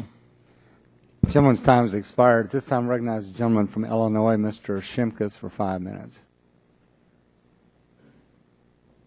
Thank you, Mr. Chairman. Again, appreciate the hearing. Mr. Job, can you, Mr. Waxman talked about palm oil. So obviously I'm from the Midwest. We were very involved, obviously, in the getting biodiesel into the market, and mine soybeans, reformulated cooking oil, beef tallow, and also I made a statement in the opening statement that the issues that you are or may not be involved with in this whole debate on blend water, you really are kind of a subset of this whole debate. I don't know if anyone's raising concerns. Can you talk briefly about a couple of those provisions, the palm oil thing, and how else you're related to this sector? Thank you, Congressman. I was really hoping you would ask me about that question. Very simply put, palm oil does not qualify for the RFS. So the concern that palm oil will be coming in to fill the advanced biofuel is not a concern at this time. Furthermore, the concern stated by the gentleman from Union of Concerned Scientists is not a concern either. And here's the reason. It's based on the structural difference built into the advanced biofuel category. In order for the biodiesel industry to grow our category, the biomass-based diesel category, we have to go to EPA every year. It's just baselined at 1 billion gallons, a minimum of 1 billion gallons, and we have to go to the EPA every single year, and we have to demonstrate them through very substantial and robust data development, how much we can produce, how much our growers can produce, how much domestic supply we have, without disrupting other markets, imports, exports, and all of those other things.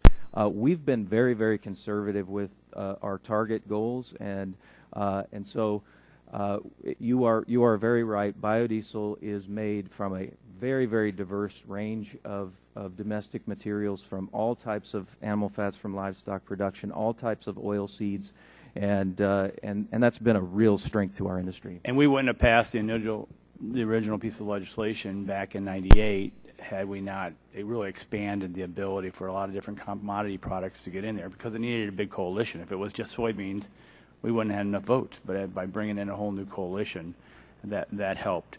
Yeah, and that the poignant thing about your explanation how the system works is really what we're kind of demanding, Mr. Chairman, on part of this ethanol debate is, what's the real production limits? There's 4 different categories in this whole calculation. Now, what are we actually producing, and what can get into the market? Versus what theoretically do we think we should have, and why aren't we there? And that's, I would say, that's a risk premium on the RINs, because we just don't know. We've got a arbitrary number set in statute versus what are we asking? What are we continuing to ask to do? I want to raise to Mr. Petrowski this question, Mr. Deneen, and I had to leave, but he mentioned on the first panel, he asked about contractual agreements that may prevent retailers from offering E15 and E85. Is that an issue that you're aware of? And of course, that would be a retail chain, I guess vertically integrated might be, versus an independent. Can you speak to that? Yes, thank you, Mr. Shimkus. I think what he was referring to is our equipment, the dispensers, the tanks, plus the fear of mislabeling, that someone's going to pull up with a older car that can't take the ethanol, keeps us from No, using I don't think that's what he's referring to. I think No. he's referring to actual contractual limitation on a retail location from placing these things in their retail location. Do you want to go ahead? No, not at all. We make agreements to buy product all the time, and we can either buy it in bulk and do the blending ourselves. We're fortunate enough to have our own terminal. Let me ask Tom to answer this question. Thank you, Congressman. That has been an issue in some areas. The contractual arrangements, I think, is what Bob was referring to. With a E15 retailer, it came to head once he started offering E15, and he was told he was in violation. We've also seen, I think, the state of South Dakota and most recently Iowa have passed provisions that prevent contracts that prohibit higher blends under the same canopy. And, you know, if you guys want to look at some suggestions into the future, that might be something you look at. You mean you're going to offer a possible solution to some of these I am. challenges? Great, Just thank did. you. And we would hope you all would do that. Let me just end on this. My time's expired, but I just pulled up E85prices.com, and I do drive a flex fuel vehicle in Illinois. We have multiple locations, and you'd be surprised a gallon. Now, there's a BTU fall off, but if you're saving 80, 85 cents a gallon, it can pay. And if we can get them into the retail locations, we can address the blend wall, and we can solve a lot of problems. Thank you, Mr. Chairman. Gentleman's time has expired. At this time, I recognize the gentleman from California, Mr. McNerney, for 5 minutes. Thank you, Mr. Chairman. You know, I didn't hear anyone in this panel say do away with the RPS. There was some comment about there needs tweaking. Maybe the E15 ought to be scaled back to E10 for reasons, and I appreciate that. Mr. Teske, I just want to say I've loved my Briggs & Stratton motors over the years, so they're an American icon. And I appreciate your remark on the professionalism of the EPA. That's something I truly believe is the case, and it's something we need to get the word out a little bit more about. The question I have for you is, what specific mechanism causes the failures of the Briggs & Stratton motors when they use blends higher than E10? Yeah, first off, thanks for being a customer. I really appreciate it. What happens, there's a couple of things that go on. There's a number of things, but a couple of things in particular. Basically, the materials that we use are rated for certain temperatures. And so when you have blends that are higher than E10, the alcohol will burn at a higher rate, a higher temperature. And basically what happens is, like valve seats and other materials that are in the engine will degrade prematurely because it can't handle the heat that it was intended to handle. And so basically then when that fails, all of a sudden a lot of the emissions control things that are in the engine will fail, and then ultimately it will lead to engine failure. Also, when you get, not to take you back to high school history, but basically when you have water and alcohol, obviously there's an attraction that goes on. And so what happens is a lot of our seals and other things in the engine will absorb the alcohol, which will cause warping and disforming, if you will, and therefore the engine will not operate in the same manner that it was intended to operate with lower blends of ethanol. So can these engines be protected proactively, or is that too expensive for the average legacy customer? For the legacy customer, it can't be done. Going forward, prospectively, certainly we can design engines that will operate. They operate on a plus or minus 5% of whatever the target is. And when that happens, obviously one of the concerns we have is as we get to E15 and then we ultimately probably need to get to E20 and then E25, all of a sudden it becomes very confusing. It's difficult to design a cost-effective engine that will handle a multitude beyond plus or minus 5%. So when did Briggs & Stratton begin designing for E10, or did it have to do any design for E10? We've had to change some materials over time. Years ago, when basically ethanol started to be introduced, what's been interesting here as of late is over the last year or so, we've seen more carburetor issues, for example, have occur throughout the country. The calibration and the materials basically don't handle ethanol all that well, although they will handle E10. When ethanol was pretty much in the Midwest, we didn't see a whole lot of issues on the coast. Now E10 is throughout, because we test about E5 for certification purposes with the EPA. As you start to see the E10 go throughout the country, we do on occasion see fuel problems, generally because as higher blends of ethanol sit in the engine, it will gel up and will cause issues with starting and other things, which is why we've introduced fuel additives to make sure that consumers are protected from that. Okay. Mr. Bias, I had a question. Yeah. I was going to ask you, continuing from the first panel, what has caused the delay of the success of cellulosic biofuels from the initial projections? That's a great question. You know, the RFS didn't pass, or the Energy Independence Security Act, until late of '07. In '08, we had the biggest economic downturn that any of us have seen in our lifetime, not just here, but around the world. So you had a lot of investors and lenders that went to the sideline. They started to slowly come out over the past year or so, and you started to see more investment into biofuels. But the second issue is market space. When you are going to produce a product that's already limited to 10%, and it costs $250 to $500 million to build a cellulosic commercial biorefinery, you're probably not going to pull that plug and make a lot of investment. That is why we filed the waiver to move to higher blends. And despite all the, I think a lot of people think it's just E15, the waiver was actually approved for up to E15. But there's some, I'm not saying in this panel, that have this feeling we're not going 1 ounce, 1 gallon above E10 because we want to kill the RFS. Okay. Go ahead and answer if the chairman will allow that. Mr. Petrosky. Yeah, I would say as a retailer, if cellulosic doesn't need to be mandated, remember the import is going to be silage, grass, biomass, which is much cheaper than corn. We're processing 3 billion bushels, I believe that's the right number, of corn into the ethanol business at $4 or $5 a bushel. Any manufacturer who could substitute biomass for corn would do so in a heartbeat, because that would just all flow to the bottom line. So I think the limitations on cellulosic have been technological, and believe me, if ethanol today is 60 cents cheaper than gasoline, if somebody were to offer me cellulosic or any ethanol cheaper than that, I would buy it in a heartbeat if I could sell it. Okay. Thank you, Mr. Chairman, for your indulgence. Yeah, gentleman's time's expired. This time I recognize Jim from Nebraska. Ms. Terry, 5 minutes. Thank you, Mr. Chairman. Mr. Bias, I missed earlier discussions, but I want to know what your feel is about whether the blend wall is a real issue or a real concern.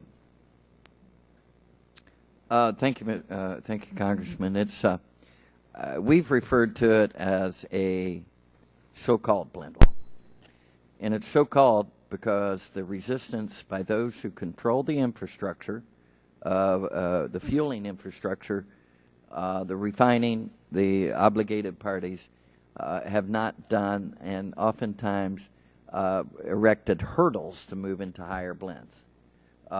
When the RFS was enacted in 2007, it was always intended to get to 36 billion gallons by 2022. We were going to have higher blends. It's been 4.5 years ago since we filed that waiver for the higher blends. Every regulatory, legal, PR, and now legislative hurdles that they can erect, they've tried to erect instead of moving to a higher blend. It could be solved real easy. There's not that much above the blend wall for 2013. For 2014, it could go up. You could use E15. You can use up to E15. You can use E85, E30. Those are popular brands that sell extremely well, and consumers, despite what the first panel said, actually want them. They're buying them. All right. Appreciate that. Mr. Carr, the EPA said, or came out when they said, or was approving E15, but said it shouldn't be used for automobiles that were manufactured before 2001. Now, average life expectancy of a car today is 11 years. I'm just wondering, do you know offhand how many are left for 2011 and below? I should probably get you that number for the record rather than give you a That's bad fine. number here. I wasn't going to pin you down for an exact number. I will was say just that curious. the average age of a car on the road today is 11 years. Okay. So we've got, that tells you that's kind of the middle. It could be a but we've got a lot that are a lot significant. older than that. But yeah, I can get you the precise number for the record. So a lot of the arguments, and Mr. Teskey was kind of hinting at this, but with some engines, the EPA has said that E15 wouldn't be appropriate for Briggs & Stratton for lawn mowers or for boat motors, or so I guess the question here is that you're not again, or Mr. Teskey, that you're not here saying no E15 anywhere, are you? What we're concerned about is misfueling, and there needs to be measures taken other than just a very small label. Well, that's what I wanted to kind of dive down into deeper. Is okay. So, are there methods that we can use to make sure that the consumer is informed? I mean, I can pull up to this pump right now and know which one is the E10 and the E85 and the no ethanol blend, or unblended, I guess. Do you have enough confidence in the consumer to read those on the pump? While I have a tremendous amount of respect for consumers and consumer knowledge, what studies have shown is that when consumers are very comfortable with what they've had, they don't pay as much attention as they would when there's something new and different.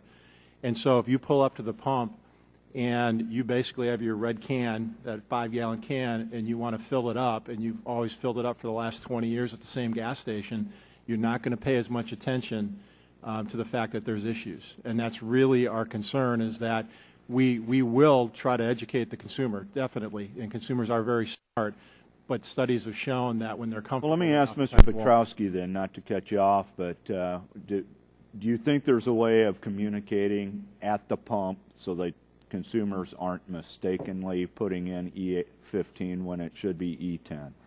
I think we can label very well, but I was told, and I'm not old enough to remember this, I worked in a gas station in the 70s, but I was told that when leaded and unleaded first came out and people were offering leaded at a much cheaper price, there were people, even though the nozzles were mandated to be different, who would bring a screwdriver and actually gerrymander their fill pipe so they could take the cheaper product. Yeah, I was going to say, that's not a mistake. That's intent. No, that's not a mistake, but not always. I mean, I have great respect for the consumers, but they're not always paying attention at the pump. All right, thank you. I would like to just get one clarification here, Mr. Bias, something that you had indicated, and that and someone on the first panel made this comment too, that market access was being limited by the obligators. And I don't, factually, is it true that retail service stations are primarily owned by large oil companies or not? Yeah. No, Mr. Chairman. Can I answer that? Yeah. In fact, I think that's part of the reason the obligated parties are now feeling the strain is at one time that was true, but the Exxons of the world, the Mobils of the world, we bought a lot of stations from Mobil, have gotten out of the downstream. So they're selling their product in bulk rather than blended to the consumer. So their obligations are greater. So I think that's been part of the problem. But most of the gas stations in the United States today at the retail level are owned and operated by small business people or people who have aggregated like ourselves. We have 900 stations that we operate. But Major Oil diversified out of integrating and got rid of their downstream, so they're facing an obligation where they're selling in bulk and are obligated, and they're not selling as much. What we say the parlance in the trade is over the rack or at the nozzle.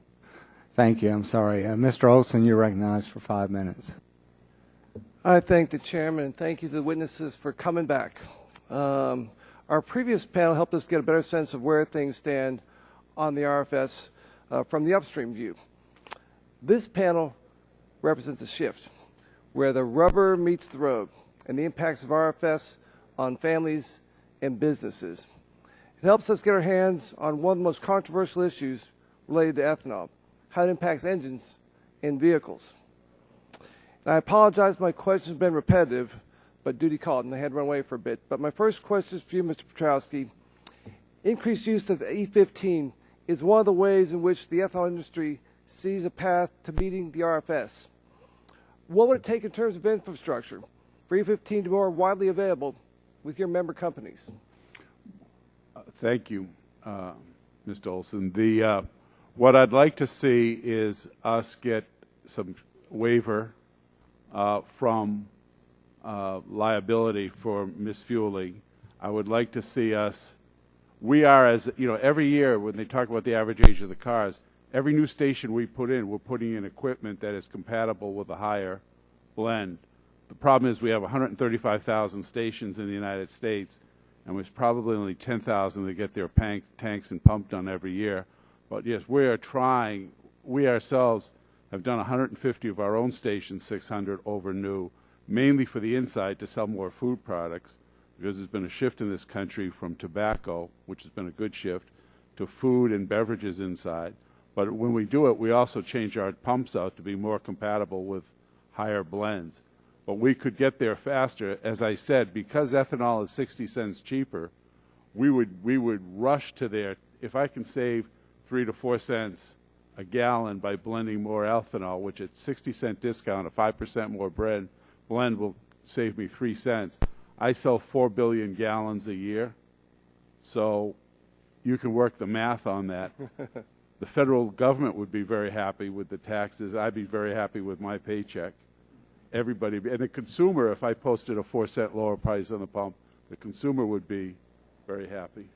Yes, sir, and that's a real issue, because if the Secret Service could make the mistake of filling up the president's limousine in Israel with diesel fuel in a gasoline vehicle, then people back home in Texas 22 could probably make that same mistake with E10 and E15. One more question for you, sir. How much do you hear from consumers about a demand for E15? Your clients, your people who make that your industry go. Are they clamoring for it? Just a low murmur? Again, I would say our consumers would say, if you can get me a fuel that is cheaper, that isn't going to do damage to my engine, I'm with you all the way. Again, demand pulls supply. Supply does not create demand. And so we have no objections. We had 20 E85 stations throughout our system. We've actually switched them over to diesel, not because we have anything against ethanol, but we weren't selling it. For example, on the Massachusetts Turnpike, we sold 12 million gallons of gasoline last year and 1 million gallons of E85. Now, maybe there's more SUVs and flex fuel vehicles in Minnesota or Illinois than there is in Massachusetts. But we switched a lot of our E85 tanks over to diesel because we saw our customers say to us, as the new diesels were coming in, the high-mileage diesels, they wanted more and more access. So we respond to the consumer. And thank you, Mr. Petrowski. Final question for you, Mr. Teske, on not just automobile engines, but the engines you make from Briggs & Stratton. And in deference to the truth, I must admit that I have a lawnmower in my garage, but it's not powered by a Briggs & Stratton engine. But if I had a lawnmower in my garage powered by a Briggs & Stratton engine, and I misfueled it with E15, who'd be responsible for the damages? Any idea? Yes, and you are a prospective customer, so perhaps later we can chat. Basically, if you use E15 in your engine, your small engine, we void the warranty. So basically, theoretically, we're not responsible. It's really the consumer who would be responsible. But the consumer will not, they'll not look at it and say, oh, I put ethanol in. They'll look at it and they'll see the Diamond and Bar logo on the top and they'll say, boy, what happened to my Briggs engine? How could I have prevented that? What could I have done to mitigate the damage by putting E15 in there? Anything? Or just reach in my wallet, pay it? No, I mean, once you put E15 in, right, it's in there, and it's if you start it up, it will start to cause issues. We have a chairman of the Navy for that, but I'll leave that aside. Gentleman's time has expired. This time I recognize the gentleman from Texas, Mr. Hall, for 5 minutes. Mr. Bush, in your opening statement, I think the chairman and I were the only ones that heard it, but that ethanol is cheaper than any other fuel. Was that your statement? I'm sorry, I couldn't hear the question. I did make the statement ethanol is cheaper than any other transportation fuel. And we're 67 cents today under unblended gasoline. Let me ask you, is the blend wall a real concern? Just yes or no? Yes. Your organization led the effort to secure EPA approval for E15. Correct. And do you now think E15 is a viable option for gas stations to sell and vehicle owners to use? I do.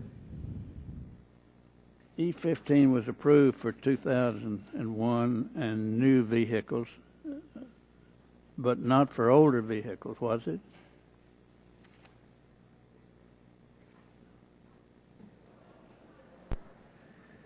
Well, not for older vehicles was much to our chagrin, because when we filed the waiver... But much to your chagrin, but it's a fact.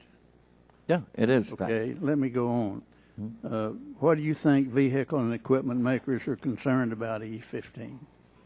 I didn't hear the first part of it, sir. Why do you think most gas stations have shown little interest in carrying E15? I think there's been enough controversy raised by those who don't want to see us move to higher blends that has caused some resistance. We're slowly breaking through it, but there was also legal challenges filed to E15. The U.S. District Court of Appeals ruled 2-1 in favor of EPA, and the Supreme Court refused to hear an appeal of the case. Well, let's get back to ethanol then. For small and marine engines and any other gasoline engine other than 2001 and newer passenger cars and light-duty vehicles, the law explicitly prohibits E15. Further, EPA has issued a specific rule to mitigate consumer misfueling, including a label specific to E15. In fact, ethanol is the only fuel that requires a warning label at the pump. Yes, Is sir. that true?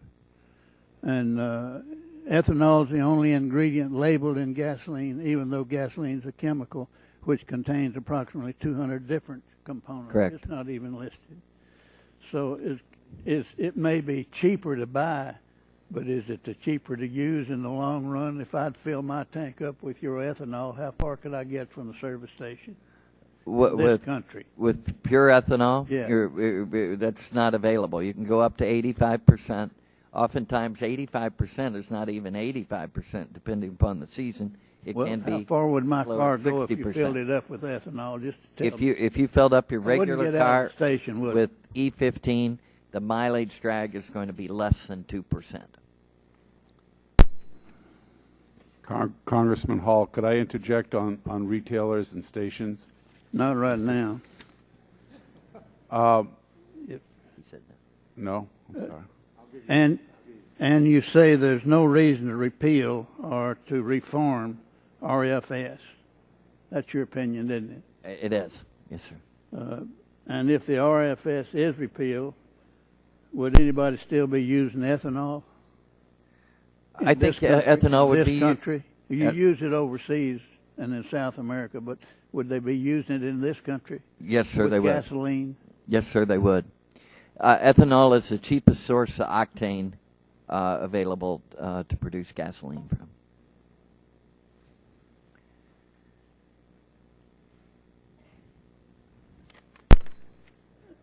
So, did you?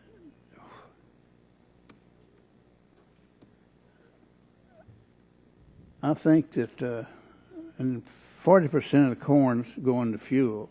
I'm thinking about ethanol being the cheapest of all fuels and what it's used for.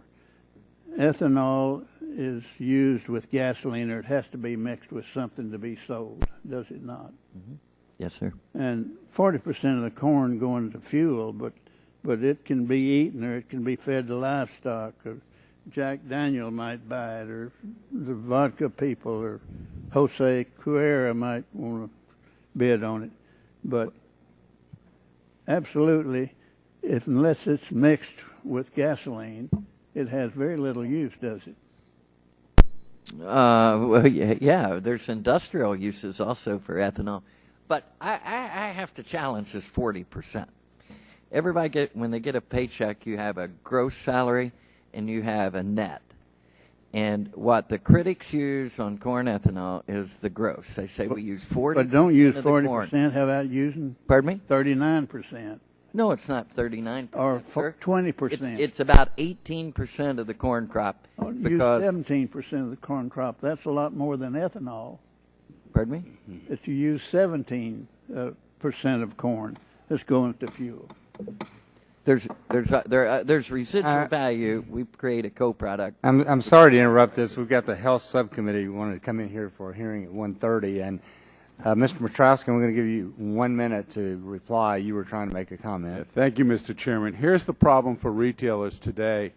I would love to have a higher blend than E10, as I've said before, but my in-ground tank equipment, my pumps, my dispensers are warranted for nothing higher than E10.